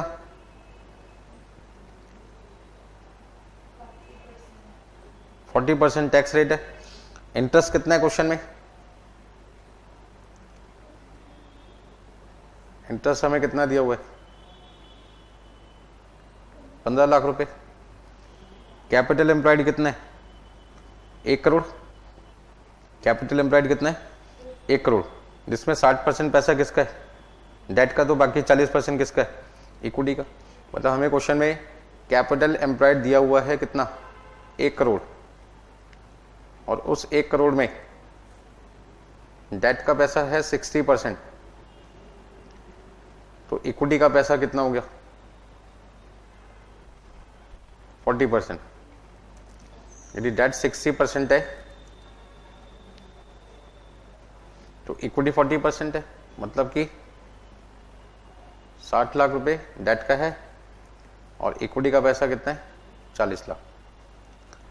हमें क्वेश्चन में क्या दे रखा है, हमें क्वेश्चन में के ई और के डी अलग अलग दे रखा है या नहीं? हमें के डी और के ई अलग अलग नहीं दे रखा, बल्कि क्या दे रखा है, के ओ निकाल के दिया हुआ है कितना, के ओ निकाल के दिया हुआ है कितना। ये मैंने पॉइंट क्यों बोला था आपसे कि के ई और के डी अलग अलग दे रखा नहीं दे रखा? यदि के ई और के डी अलग अलग दे रखा होता, सेपरेटली गिवन होता, if given separately, if given separately, तो फिर आपको क्या करना होता, फाइंड के ओ। किसको फाइंड करना पड़ता, के ओ को फाइंड करना पड़ता, ओवरऑल कॉस्ट ऑफ कैपिटल को फाइंड करना पड़ता। किसकी मदद से, कैसे निकालते, कैसे निकालते, K E into equity upon capital employed plus K D into debt upon capital employed. फटाफट से लिखो जल्दी से।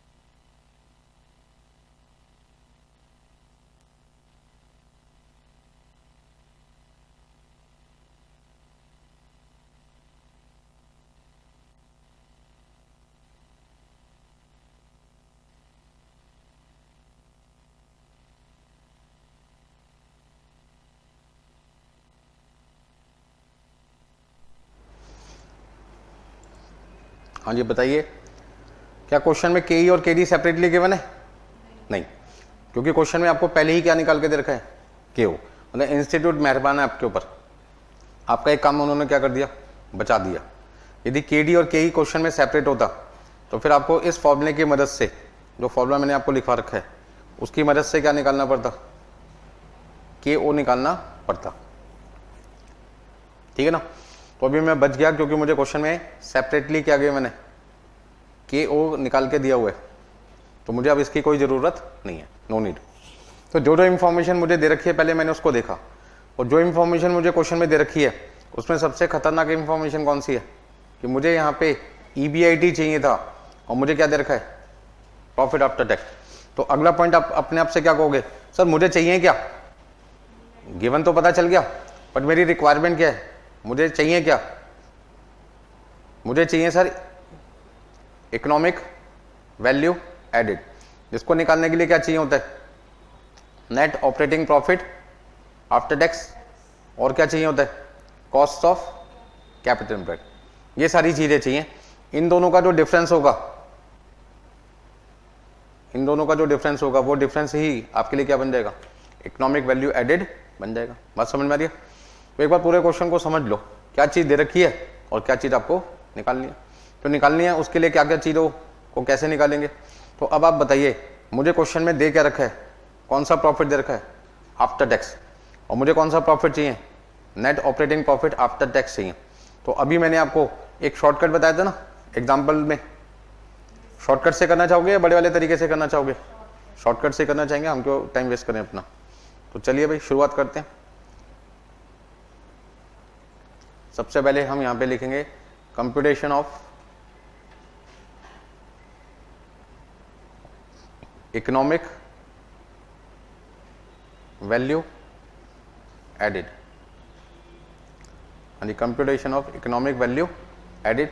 और इसको निकालने के लिए हम सबसे पहले क्या लिखेंगे, प्रॉफिट आफ्टर टैक्स, जो हमें क्वेश्चन में दे रखा है कितना, कितना दे रखा था अभी हमने, 15 लाख रुपए देगा था।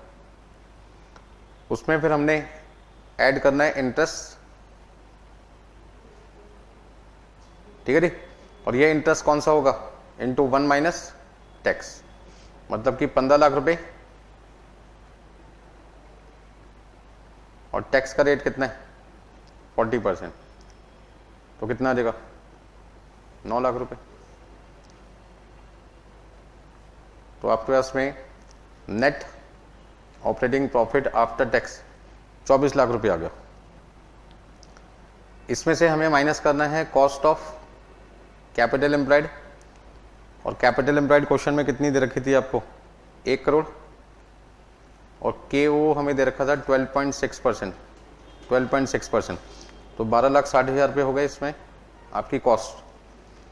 तो इन्वेस्टर को हम क्या समझा रहे हैं, इक्विटी होल्डर को क्या समझा रहे हैं कि भैया 12,60,000 रुपये देने के बाद अभी भी आपके लिए 11,40,000 रुपये हमने एक्स्ट्रा प्रॉफिट कमा के रखा हुआ है, और इस एक्स्ट्रा प्रॉफिट को हमने क्या नाम दे रखा है, extra net operating profit after tax को हमने क्या नाम दे रखा है, इकोनॉमिक वैल्यू एडेड।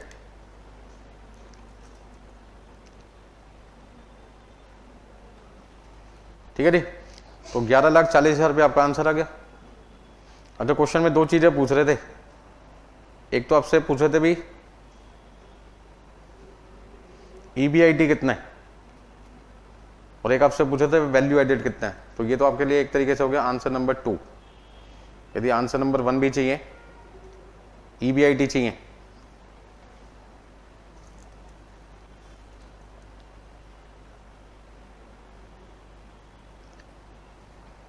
तो EBIT निकालने के लिए क्या करना पड़ेगा, profit after tax plus tax plus interest, या आप उसे कह सकते हैं profit before tax plus interest. तो मेरे लिए ज़्यादा आसान ये रहेगा। यानी प्रॉफिट बिफोर टैक्स कैसे निकालते हैं, प्रॉफिट बिफोर टैक्स निकालने के लिए प्रॉफिट आफ्टर टैक्स को किससे डिवाइड कर दो, 1 माइनस टैक्स से प्लस इंटरेस्ट।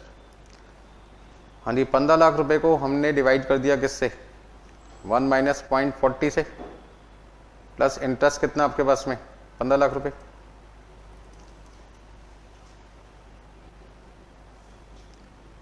तो डिवाइड करके देखना कितना आता है। हाँ जी, 15 लाख को 0.60 से डिवाइड करके देखो कितना आएगा,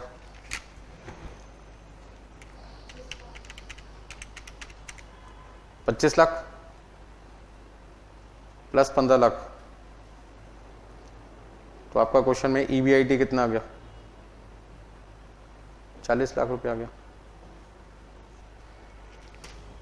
ठीक है ना।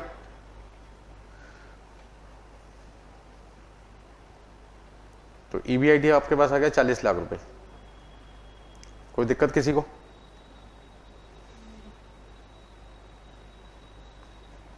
यदि क्वेश्चन में आपसे EBIT ना पूछा होता और इकोनॉमिक वैल्यू एडेड पूछा होता डायरेक्टली, तो खाली ये आंसर करके दिखाना था आपको। तो मैंने EBIT भी निकाल दिया और साथ में क्या निकाल दिया, इकोनॉमिक वैल्यू एडेड।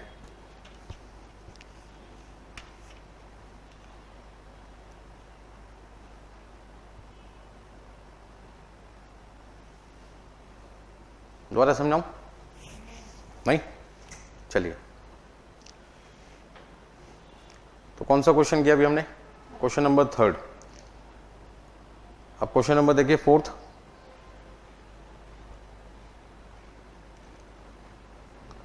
हाँ जी, 4th क्वेश्चन में लिखा है MI limited has earn net profit rupees कितने, 15 लाख रुपए आफ्टर टैक्स। अच्छा, हमें क्वेश्चन में 15 लाख रुपए आफ्टर टैक्स का प्रॉफिट दे रखा है। टैक्स रेट कितना है, 30%। इंटरेस्ट का खर्चा कितना है, 10 लाख। कंपनी में कितना पैसा इन्वेस्ट हुआ है, 95 लाख, जिसमें डेट का पैसा कितना है, 55%।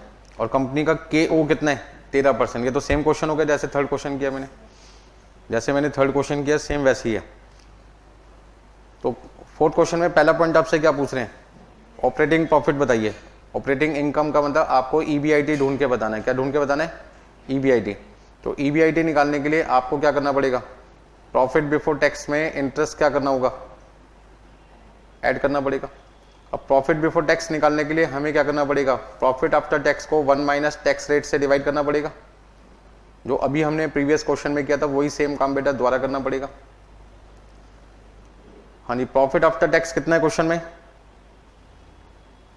15 लाख रुपए, और टैक्स रेट कितना है, 30% है, और इंटरेस्ट कितना है क्वेश्चन में, 10 लाख रुपए। जरा देखिए कितना आते हैं।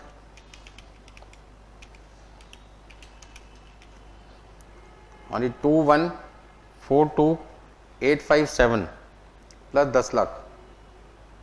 तो यदि कोई आपसे पूछे जी आपका EBIT कितना आता है, इस क्वेश्चन में, तो आप कहोगे सर हमारा EBIT आ रहा है 31,42,857। अब क्वेश्चन में आपसे क्या पूछ रहे हैं, इकोनॉमिक वैल्यू एडेड बताइए। तो इकोनॉमिक वैल्यू एडेड के लिए हम क्या लिखेंगे, computation of economic value added. Formula क्या, EBIT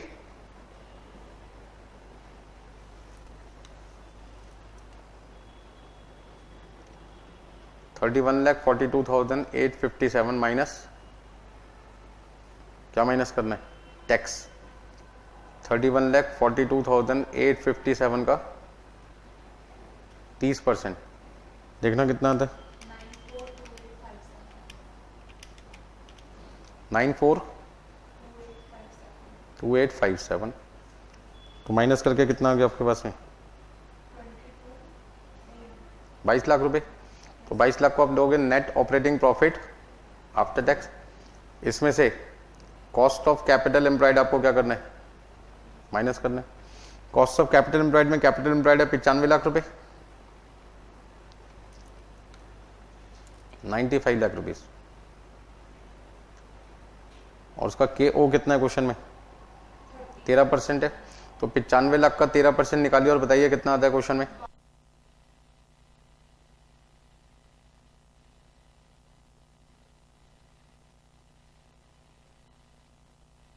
12,35,000। और इस तरीके से इकोनॉमिक वैल्यू एडेड कितना आ जाएगा क्वेश्चन में, 9,65,000। बताइए कोई दिक्कत इसमें किसी को?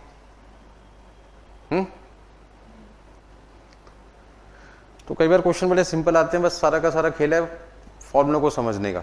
इस चैप्टर में मेन खेल किसका है, फॉर्मूलों का। The company has, point number 3 में 6 लाख इक्विटी शेयर, मतलब कंपनी का 6 लाख इक्विटी शेयर है। How much dividend can the company pay before the value of entity starting declining, मतलब मार्केट वैल्यू गिरने से पहले। ये लाइन तो बेकार में लिखी है, गिरने से पहले, इसकी कोई जरूरत ही नहीं थी। सीधा सीधा क्वेश्चन में पूछे हैं जी डिविडेंड कितना है पर शेयर आपसे, ठीक है ना। डिक्लाइनिंग भी लिख सकते हैं, अब भी लिख सकते थे, इससे कोई लेना देना नहीं है। हम क्यों कहेंगे भाई हमारी फर्म की वैल्यू गिरेगी। तो तीसरे पार्ट में क्वेश्चन में क्या निकालना है, डिविडेंड पर शेयर। अब डिविडेंड पर शेयर निकालने के लिए तो हमें कौन से प्रॉफिट की जरूरत होती है, profit after tax and preference dividend divided by number of equity share. तो हमें क्वेश्चन में प्रॉफिट आफ्टर टैक्स दे रखा है या नहीं दे रखा, दे रखा है। प्रॉफिट आफ्टर टैक्स कितना दे रखा था क्वेश्चन में, हाँ जी कितना दे रखा था,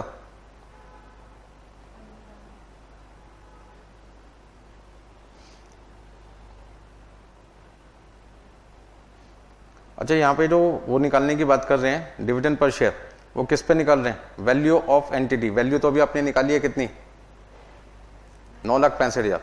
तो यहाँ पे ध्यान रखना नॉर्मली ये फॉर्मूला यूज होता है डिविडेंड पर शेयर निकालने के लिए। लेकिन ये क्वेश्चन में क्या पूछ रहे हैं, how much dividend can the company pay before the value of entity starting declining. तो वैल्यू ऑफ एंटिटी कितनी है आपके पास में, वैल्यू कितनी आपने ऐड की है, 9,65,000। 9,65,000 पे कम होने से पहले 9,65,000 में से कोई भी अमाउंट कम होने से पहले हम कितना दे सकते हैं, हम इसकी बात कर रहे हैं। तो हमें profit after tax and preference dividend नहीं चाहिए, बल्कि क्या चाहिए, इकोनॉमिक वैल्यू एडेड। तो एक तरीके से यहां पे हमें क्या लिखना चाहिए, सीधा सीधा ऐसे लिखना चाहिए, इकोनॉमिक वैल्यू एडेड पर शेयर। इकोनॉमिक वैल्यू एडेड पर शेयर कितना आएगा आपके पास में, इकोनॉमिक वैल्यू एडेड को डिवाइड कर दो कैसे, नंबर ऑफ इक्विटी शेयर से। तो 9,65,000 रुपये divided by number of shares कितने, 6 लाख रुपए। तो 9,65,000 रुपये हमने कमाए हैं कितने लोगों के लिए, 6 लाख लोगों के लिए।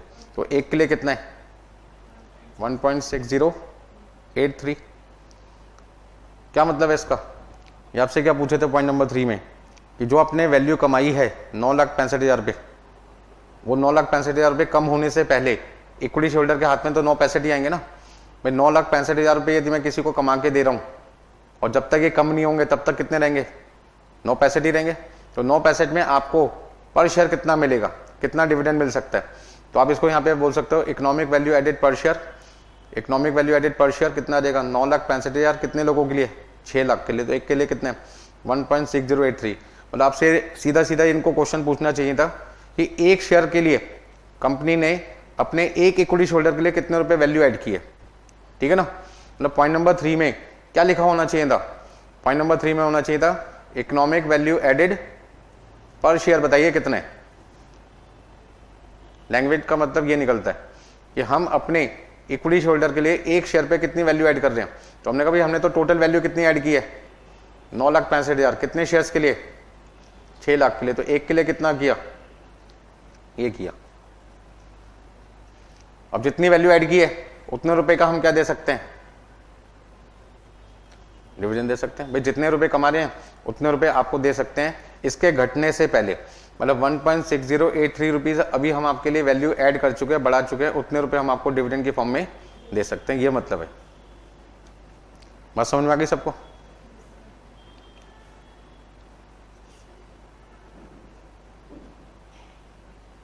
दोबारा समझाऊं। हाँ, नेक्स्ट आपके पास है question number fifth question number 5th।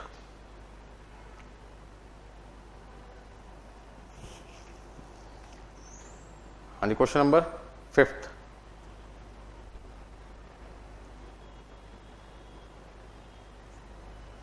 Question number 5th में लिखा है calculate economic value added with the help of the following information.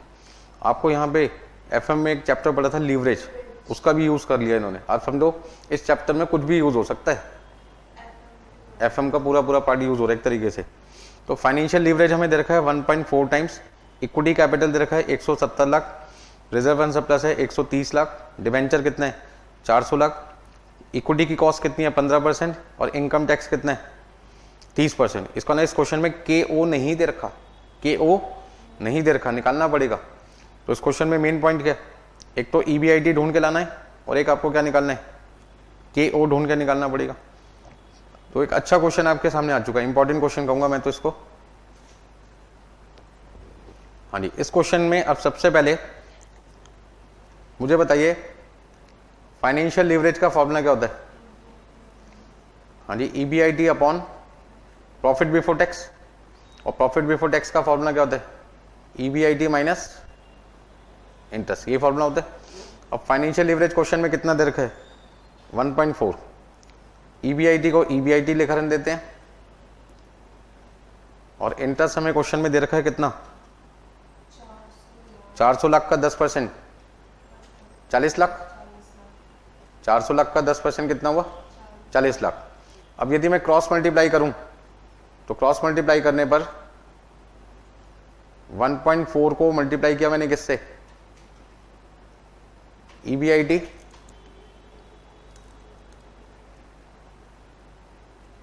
Minus 40 lakh equal to 1 into EBIT। अब आपने कहा सर ये तो हो गया 1.4 टाइम्स ऑफ EBIT और ये हो गया आपका 56 लाख रुपए इक्वल टू EBIT। तो 0.4 EBIT बराबर हो गया 56 लाख रुपए। तो EBIT की वैल्यू कितनी आ गई, हाँ जी, EBIT की वैल्यू आ गई 56 लाख।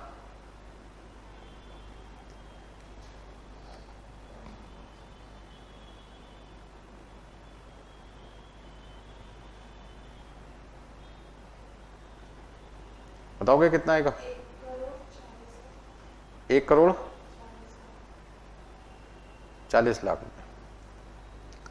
हाँ जी, EBIT हमने ढूंढ लिया। अब क्वेश्चन में हमें क्या चाहिए, KD चाहिए। तो KD निकालने के लिए हम क्या करते हैं, interest rate into 1 minus tax करते हैं ना। तो इंटरेस्ट रेट क्वेश्चन में है 10% और टैक्स रेट कितना है क्वेश्चन में 30%, मतलब कि 7% KD आ गया। अच्छा, क्वेश्चन में KE हमें निकाल के दे रखा है कितना 15%, हम कह सकते हैं ब्रैकेट में गिवन है।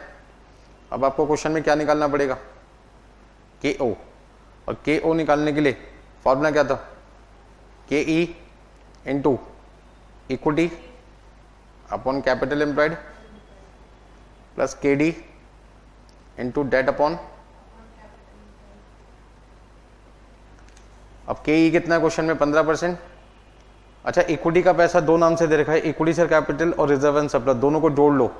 170 प्लस 130, 170 प्लस 130, 170 प्लस 130 कितना हुआ 300, और डेट का पैसा कितना है 400, तो टोटल कैपिटल एम्प्लॉयड कितना हो गया 700। 700 कैसे निकाला इन दोनों को प्लस करके, 300 रुपये इक्विटी के और 400 रुपये किसका है डेट का, टोटल पैसा कितना हो गया 700। जरा सॉल्व करके बताओ के ओ कितना आता है क्वेश्चन के अंदर आपका।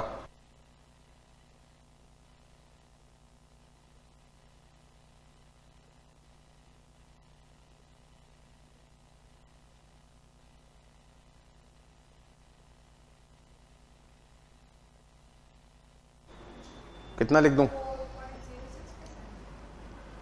हाँ जी 10.428 आ रहे, 42 बोल के 9 ही आ रहे, तो 43 लिखना है तो 43 लिख दो, या 429 लिख सकते हो, एक बार चेक कर लेना भाई कितना आ रहे।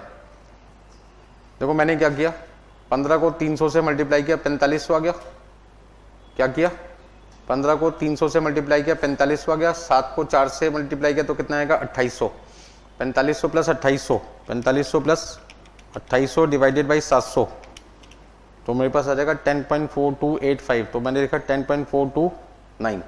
ठीक है जी। तो इस क्वेश्चन में के ओ जो आपको नहीं दे रखा था वो आपने निकाल लिया। दूसरा क्वेश्चन में ईबीआईटी नहीं दे रखा था वो आपने निकाल लिया। तीसरा पॉइंट कैपिटल एम्प्लॉयड आपको पता ही है, कैपिटल एम्प्लॉयड निकालने के लिए इक्विटी प्लस मुझे चाहिए डेट। इक्विटी की वैल्यू में इक्विटी शेयर कैपिटल मेरे पास है 170 लाख और रिजर्व एंड सरप्लस है 130, तो इक्विटी की वैल्यू हो गई 300 लाख रुपए, 300 लाख रुपए, और रिजर्व एंड सरप्लस मिला चुके हम ऑलरेडी। डेट की वैल्यू कितनी है 400 लाख रुपए, दोनों को ऐड करो तो कितना आ जाएगा आपके पास में 700 लाख रुपए, तो 700 लाख रुपीज आपके पास क्या आ जाएगा कैपिटल एम्प्लॉयड। यानी कोई दिक्कत है इसमें किसी को, कैपिटल एम्प्लॉयड 700 लाख रुपए लाने में।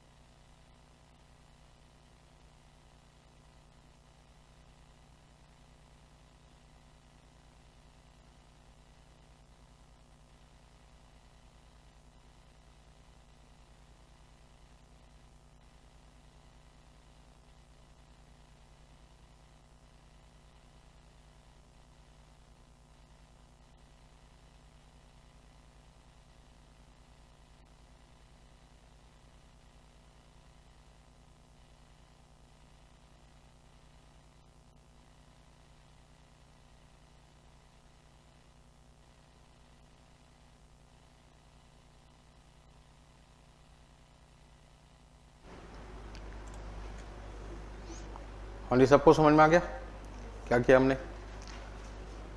तो फाइनेंशियल लीवरेज की मदद से हमने क्या निकाल लिया, ईबीआईटी, केडी और केई की मदद से क्या निकाल लिया केओ, और कैपिटल एम्प्लॉयड हमें क्वेश्चन में निकालने के लिए फॉर्मूला यूज करना पड़ा इक्विटी प्लस डेट, जिसमें इक्विटी को निकालने के लिए दो चीजें यूज की हैं, इक्विटी शेयर कैपिटल और reserve and surplus 300 lakh, debt की वैल्यू दे रखी है 400 लाख, टोटल पैसा कितना हो गया 700 लाख। अब क्वेश्चन में मुझे नहीं लगता किसी चीज की आपको दिक्कत आनी है, हमें क्या निकालना है solution, economic value added. Note कर लिया भाई सबने, हाँ जी सारे पॉइंट नोट कर लिए, नोट कीजिए फटाफट से।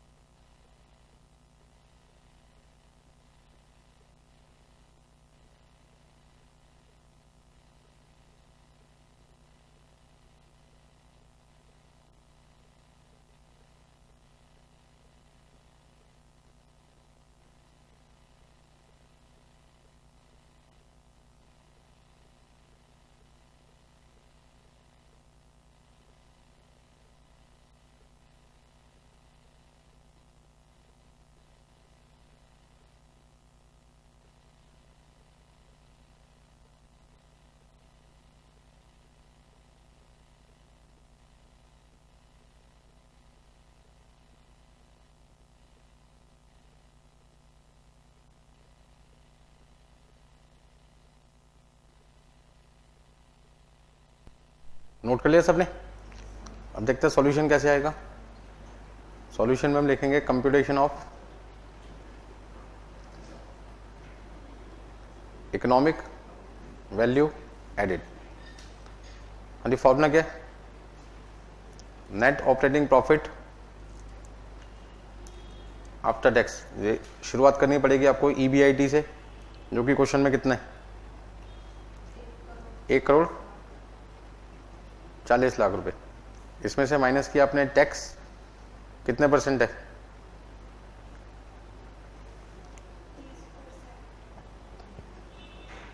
तो कितना लिखूं? तो आपके पास में आ जाएगा 98 लाख रुपीस।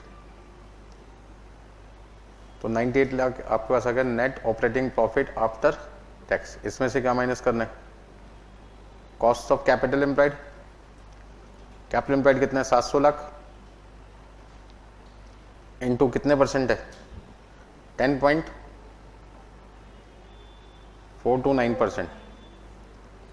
हाँ जी, 700 लाख का 10.429% 73,300। तो देखिए कितना है। अच्छा, परसेंटेज से फर्क पड़ जाता है। कई बच्चे यहाँ पे 10.429 की जगह 43 लिख देते हैं। तो यदि 43 लिखेंगे तो थोड़ी सी वैल्यू क्या हो जाएगी? चेंज हो जाएगी। तो कितना लिखें?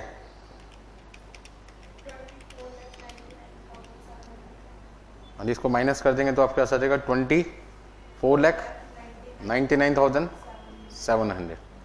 अच्छा, थोड़ा सा आंसर चेंज हो सकता है यदि आप 429 की जगह क्या लिख दें? 43। ठीक है जी। तो उस केस में फिर आपका आंसर क्या हो जाएगा? चेंज हो जाएगा।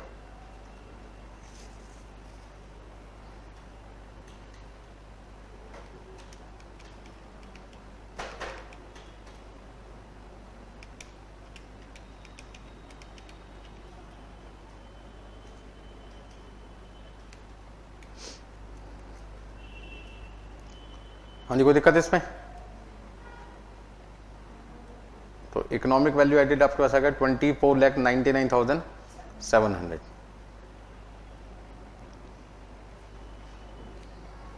देखिए भाई आगे क्या करना है क्वेश्चन में। नेक्स्ट आपके पास में है question number second question number देखिए।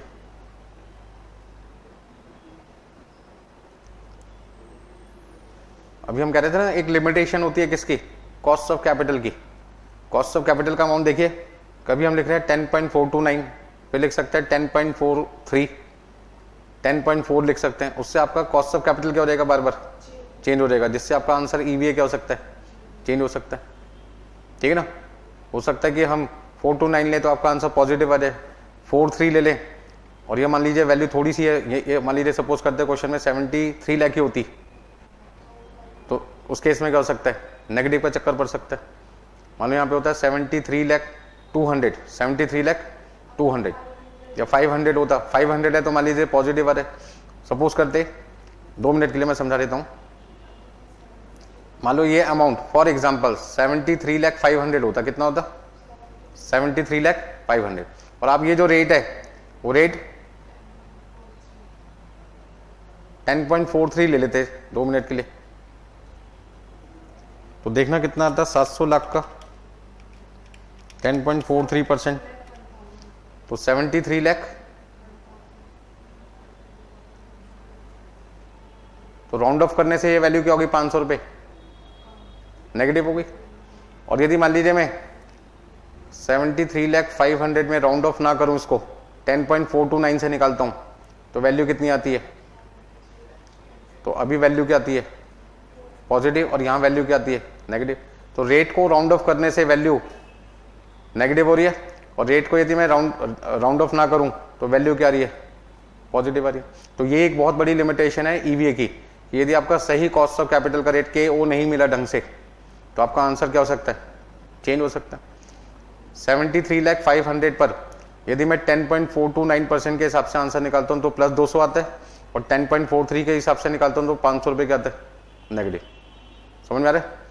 तो बिना राउंड ऑफ करे 10.429 पे लेके चलूं तो मुझे लगता है कि हमने सही काम किया। पॉजिटिव आ रहा है ना, और नेगेटिव आ रहा है, इसका अंदर वैल्यू हमने क्या कर दी? डिस्ट्रॉय कर दी। बात समझ में आ रही है मेरी क्वेश्चन में? तो ये एक लिमिटेशन है किसकी, इकोनॉमिक वैल्यू एडेड की। यदि आपसे कोई पूछे इकोनॉमिक वैल्यू एडेड की लिमिटेशन क्या है, तो आप कहोगे सही accurate cost of capital employed ढूंढना एक बहुत बड़ी दिक्कत है ये। हाँ जी, कोई दिक्कत है इसमें? तो इससे आंसर एग्जाम में भी चेंज हो सकता है, कोई 10.43 लेके चलेगा, कोई 10.429 लेके चलेगा, कोई 10.428 समथिंग कुछ आ रहा तो वो लेके चलेगा, तो सबसे आंसर क्या हो जाएंगे, चेंज हो जाएंगे।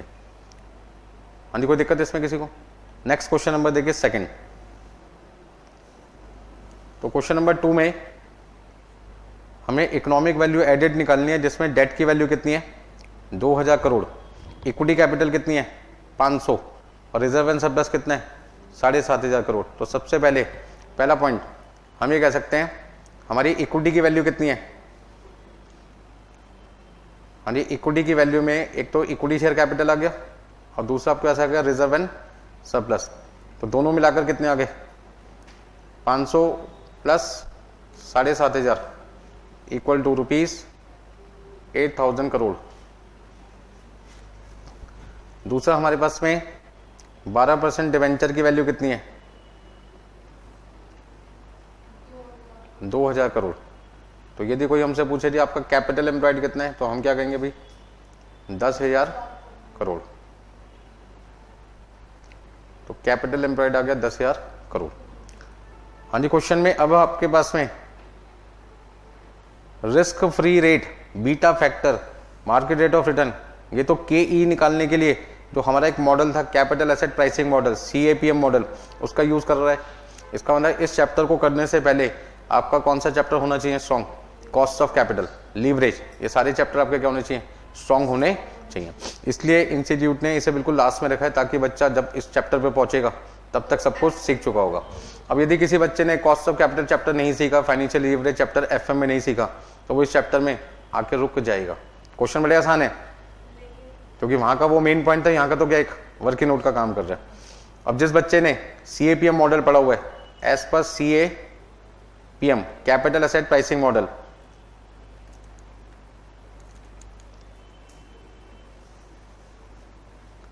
KE निकालने का फॉर्मूला याद है RF plus beta into RM minus RF।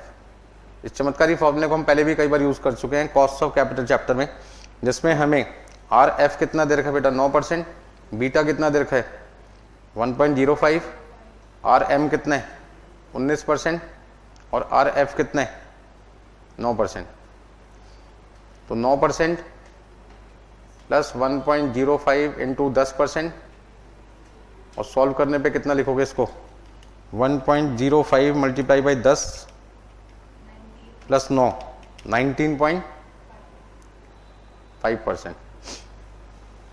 अच्छा KE तो पता चल गया, अब KD भी ढूंढ लेते हैं। हाँ जी, KD निकालने का फॉर्मूला क्या है interest rate into 1 minus tax. तो इंटरेस्ट रेट हमें क्वेश्चन में दे रखा था 12% डिवेंचर मतलब 12% हो गया। टैक्स रेट कितना है 30%, और 30% लिखो या 0.30 लिखो एक ही बात है। तो ये चैप्टर मुझे और आपको इसलिए आसान लग रहा है क्योंकि हम 2 चैप्टर ऑलरेडी बहुत डिटेल में सीख के आ चुके हैं, कॉस्ट ऑफ कैपिटल चैप्टर और दूसरा कौन सा लीवरेज चैप्टर, और रेशो चैप्टर भी ऑलरेडी हम कर चुके हैं। मान लीजिए कल को हमें ऑपरेटिंग प्रॉफिट रेशो दे रखी होती तो EBIT निकाल सकते थे। EBIT निकालने के सारे फॉर्मूले मैंने रेशो चैप्टर में आपको बहुत डिटेल में समझा रखे हैं। अभी आपको EBIT के सारे फॉर्मूले एक बार और भी लिखवा देता हूँ। कल को आपको जी आपने यहाँ नहीं बताया, फीस तो आपने इस चैप्टर की पूरी ली है, बताया क्यों नहीं। तो कोई चीज़ यदि 3-4 बार जगह यूज हो रही है तो भैया एक बार बताने से काम चल जाता है, लेकिन मैं फिर भी कोशिश करूंगा बार बार बताऊंगा आपको। कितना लिखें 8.4%। अब इससे आपको क्या निकालना पड़ेगा भाई, KE और KD तो निकाल लिया। अब मुझे भाई फटाफट से क्या निकालना पड़ेगा, KO निकालना पड़ेगा। फॉर्मूला तो आपको पता ही है, फॉर्मूला मैं नहीं लिख रहा दोबारा।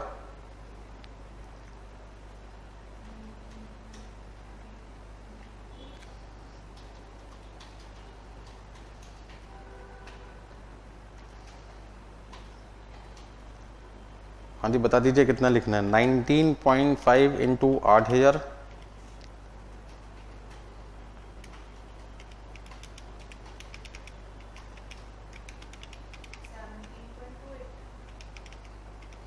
हाँ अभी 17.28 आ रहा है भाई मेरा, तो तुम्हारा कितना है? चलो जी, सबका सेम आ रहा है, बहुत अच्छी बात है। अब मुझे के ओ मिला अभी तक, सिर्फ ध्यान दीजिए, अभी तो मुझे ईबीआईटी ढूंढना है। ईबीआईटी है क्वेश्चन में? अच्छा मिले तो क्वेश्चन बड़ा आसान हो गया। ऑपरेटिंग प्रॉफिट आफ्टर टैक्स, जैसे हम कहते हैं net operating profit after tax, NOPAT. Net operating profit after tax को लोग क्या बोलते हैं? नो पैट, ठीक है ना। ईबीआईटी नो पैट, ईवा, तो ईबीआईटी दे रखा होता तो नो पैट निकालना पड़ता है, लेकिन नो पैट तो क्वेश्चन में गिवन है, तो मुझे तो मेहनत करने की जरूरत ही नहीं है, यहीं पे सॉल्यूशन कर दूं या चलो अगले पेज पे करते हैं। हाँ, computation of economic value added. हाँ जी, computation of economic value added में नो पैट आपको दे रखे ना, net operating profit after tax. 4-5 question और करोगे ना तो चैंपियन बन जाओगे, बल्कि पढ़ाना भी चालू कर दोगे तुम, इतना आसान चैप्टर है ये। कितना भी नो पैट क्वेश्चन में 2100 करोड़, हम लिख देते हैं ऊपर rupees in crore, less cost of capital जो कि हमारे पास में 10,000 करोड़ है और उसका 17.28%, कितना है कभी 1728, तो माइनस करके कितना लिखोगे? इकोनॉमिक वैल्यू एडेड, बोलो भाई जल्दी से, 372। फॉर्मूला भी आसान है, मतलब भी समझ में आ गया हमें। इकोनॉमिक वैल्यू एडेड का मतलब है कि जो इक्विटी शेयर होल्डर हमारी कंपनी में पैसा इन्वेस्ट कर रहे हैं, हम उनको बताना चाहते हैं उस पैसे पे हमने उनकी कितनी वैल्यू ऐड की है, किस टर्म में कितना प्रॉफिट आफ्टर टैक्स हमने उनको कमा के दिया। कौन सा profit after tax? Net operating profit after tax. हम प्रॉफिट आफ्टर टैक्स की बात नहीं कर रहे, नेट ऑपरेटिंग, क्योंकि पैसा उन्होंने बिजनेस में लगाया, तो हम बताना चाहते हैं कि बिजनेस की वजह से उनकी वैल्यू कितनी ऐड हुई है, कितना प्रॉफिट बिजनेस का उनका ऐड हुआ है। अच्छा, एक तरीके से ध्यान दीजिए, हमारे पास में एक होता है प्रॉफिट आफ्टर टैक्स, थोड़ा सा समझाने वाली बात भी आ गई ना, एक आता है net operating profit after tax, ये भी तो शेयर होल्डर के लिए ही है। प्रॉफिट आफ्टर टैक्स भी तो किसके लिए? शेयर होल्डर के लिए। और ये भी तो बात किसकी है? Share holder. इसमें फर्क क्या होता है? ऑल इनकम, कौन सी होती है इनकम? ऑपरेटिंग इनकम भी होती है, मतलब बिजनेस इनकम भी होती है इसमें, business income plus non operating income, NY दोनों शामिल होती है ना। और ये सिर्फ कौन सी होती है? Only business income. Business income का दूसरा नाम होता है ऑपरेटिंग इनकम, ऑपरेटिंग प्रॉफिट जिसको कहते हैं। तो अब हम शेयर होल्डर को क्या बताना चाहते हैं? हम उसको क्या बताना चाहते हैं कि बिजनेस में पैसा आपने लगाया, तो बिजनेस से आपको कितने पैसे एक्स्ट्रा मिल रहे हैं। आपका पैसा बिजनेस में यूज हो रहा है, तो बिजनेस आपको कितना एक्स्ट्रा कमा के दे रहा है। आपको पहला एग्जांपल याद करो, उसने 10 लाख रुपए दिए थे इन्वेस्टर ने हमें, उसमें से हमने उसके 2 लाख रुपए कहां लगा दिए थे? बाहर। तो वहां से भी तो रिटर्न आ रही होगी, तो वो जो रिटर्न आ रही होगी वो कौन सी होगी? एनवाई। और जो 8 लाख से रिटर्न आ रही होगी वो कौन सी होगी? बिजनेस। तो उस एग्जाम्पल को 2 मिनट के लिए याद करो, 10 लाख में 8 लाख रुपए उनको कितना प्रॉफिट कमा के दे रहे थे? 3,50,000। याद बड़ी तेज है, 3,50,000 रुपए। और यदि 2 लाख रुपए जो मैंने वाई लिमिटेड में इन्वेस्ट किए थे, वाई लिमिटेड में मान लीजिए मुझे 15% रिटर्न मिल रही है, कितनी मिल रही है? 15%। तो 2 लाख का 15% कितना हुआ? 30,000 रुपए। तो यहां पे जो आपको शेयर होल्डर को कमा के दे रहे हो प्रॉफिट आफ्टर टैक्स, मान लीजिए ये तो 30,000 रुपए आपको रिटर्न मिल रही है, ये आफ्टर टैक्स है, तो कितने रुपए मिल रहे हैं? 380 किस पे? और यहां जो हम 3,50,000 रुपए आपको कमा के दे रहे थे वो किस पे दे रहे थे? तो हम इन्वेस्टर को क्या समझाना चाहते हैं, आपके 8 लाख रुपए जो आपने हमारे को दे रखे हैं बिजनेस में लगाने के लिए, दिए तो आपने 10 लाख थे, बट उसमें से 2 लाख रुपए हमने वाई लिमिटेड में अदर कंपनी में इन्वेस्ट कर दिया, तो खुद के बिजनेस में हमने आपका कितना पैसा यूज किया? 8 लाख। तो हमारा बिजनेस आपके पैसे को कितना इंक्रीज करके दे रहे हैं, हम वो निकाल के दिखाना आपको चाहते हैं, जिसको कहते हैं इकोनॉमिक वैल्यू एडेड। दोनों में क्या डिफरेंस है? यहां पे कंपनी आपके कितनी वैल्यू एड मतलब इंक्रीज करके दे रही है, और यहां पे बिजनेस कितने आपकी वैल्यू इंक्रीज करके दे रहा है। दोनों में डिफरेंस समझ में आ रहा है? ईवा क्या बताता है कि आपका बिजनेस इन्वेस्टर की वैल्यू कितनी इंक्रीज करके दे रहा है, और यहां प्रॉफिट आफ्टर टैक्स की जब बात करते हैं तो कंपनी आपकी वैल्यू में कितना इंक्रीज करके दे रही है टोटल। कंपनी में दो चीज हो गई, बिजनेस और अदर देन बिजनेस। तो यदि business plus other than business total को लेके चलोगे तो प्रॉफिट आफ्टर टैक्स की बात करोगे, तो हम रेशो चैप्टर में पढ़ते थे आरओआई में, वो निकालते थे ना, रिटर्न ऑन इक्विटी, ठीक है ना। रिटर्न ऑन इन्वेस्टमेंट में तो हम ईबीआईटी वाला ये वाला कॉन्सेप्ट लेते थे जो चल रहा है। तो यहाँ पे हम क्या लिखते थे, आरओआई, बट वहां पे बिफोर टैक्स चलता था। क्या चलता था? Before tax. और यहाँ पे क्या चलता है? After tax. थोड़ा थोड़ा चेंज है सब जगह, मेरे ख्याल से आपको क्लियर हो गया होगा। यहाँ पे हम 10 लाख रुपए पे बता रहे थे एप्रिसिएशन कितना है, और यहाँ पे हम किस पे बता रहे हैं? 8 लाख पे। तो 8 लाख रुपए बिजनेस में यूज हुआ, और ये 3.5 लाख भी किसने कमा के दिए? बिजनेस। ये 10 लाख रुपए कहाँ इन्वेस्ट हुए हैं? कंपनी में। तो ये जो 3,80,000 रुपये कमाई है, ये भी किसकी है?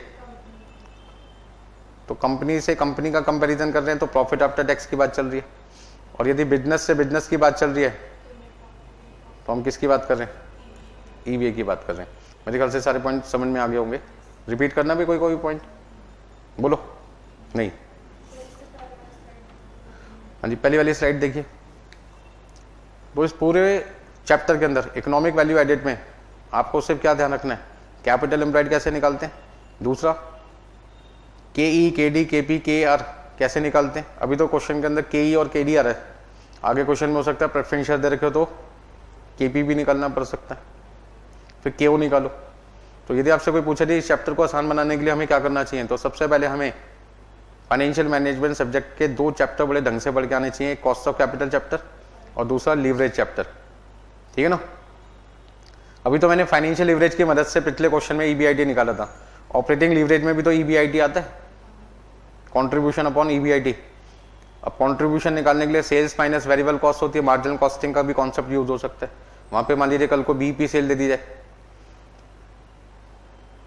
मार्जिन ऑफ सेफ्टी दे दी जाए, कॉस्टिंग कॉन्सेप्ट भी यूज कर सकते हैं। तो क्वेश्चन को बड़ा बनाने के लिए तो आप मार्जिनल कॉस्टिंग चैप्टर को यूज कर सकते हैं, कॉस्ट ऑफ कैपिटल चैप्टर को यूज कर सकते हैं, लीवरेज चैप्टर को यूज कर सकते हैं, रेशो चैप्टर से ईबीआईटी निकालना सीख सकते हैं। दोबारा समझाऊंगे, सारे पॉइंट्स क्लियर हो गए?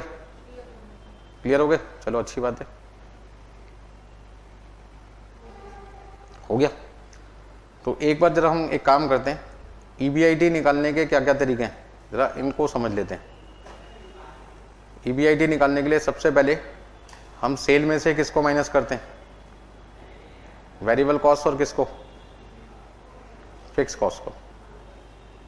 तो भी हमारे पास क्या आता है? ईबीआईटी। अच्छा, कई लोग कहते हैं सर सेल में से यदि मैं पहले वेरिएबल कॉस्ट माइनस कर दूं तो एक डिफरेंस आता है। मैंने कहा हाँ जी, डिफरेंस का नाम होता है कंट्रीब्यूशन। उसमें से फिक्स कॉस्ट माइनस कर लो तो भी आपके पास क्या आता है? ईबीआईटी आता है। अच्छा, आप एक और भी काम कर सकते हो, सेल्स में से माइनस करो कॉस्ट ऑफ गुड्स सोल्ड तो आपके पास आता है ग्रॉस प्रॉफिट, और उसमें से ऑपरेटिंग एक्सपेंसेस, ओई का मतलब ऑपरेटिंग एक्सपेंसेस, जिसमें ऑफिस और सेलिंग एक्सपेंस आते हैं, तो भी आपके पास क्या रहेगा? ईबीआईटी। हाँ जी, office expenses plus selling expenses, जगह ज्यादा लग रही है यहाँ पे। हाँ जी, ओई का मतलब है ऑपरेटिंग एक्सपेंसेस, जिसको हम कह सकते हैं office and administrative expenses plus selling and distribution expenses. और कोई फॉर्मूला आपको लगता है यार ईबीआईटी निकाल सकते हैं? हाँ जी हाँ, हम प्रॉफिट आफ्टर टैक्स में क्या ऐड कर दो? टैक्स। तो आपके पास क्या आता है? प्रॉफिट बिफोर टैक्स, और उसमें इंटरेस्ट क्या कर दो? ऐड कर दो, तो भी आपके पास क्या आ जाएगा? ईबीआईटी आ जाएगा, ठीक है जी। अच्छा, कई बार हमें क्वेश्चन में नॉन ऑपरेटिंग इनकम भी दे रखी होती है। क्या दे रखी होती है? Non operating income. तो फिर उस केस में एक स्टेप आपको और करना पड़ेगा।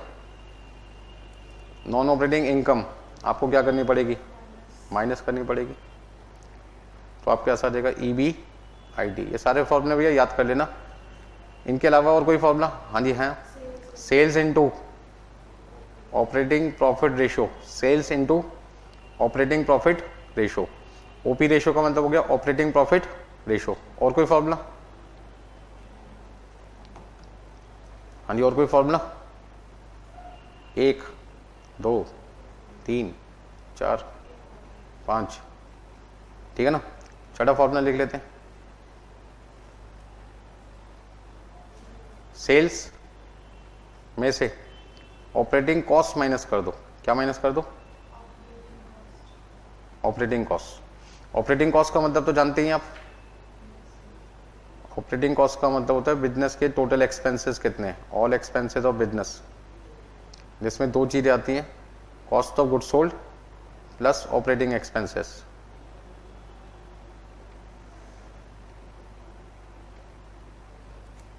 दोबारा समझाऊं?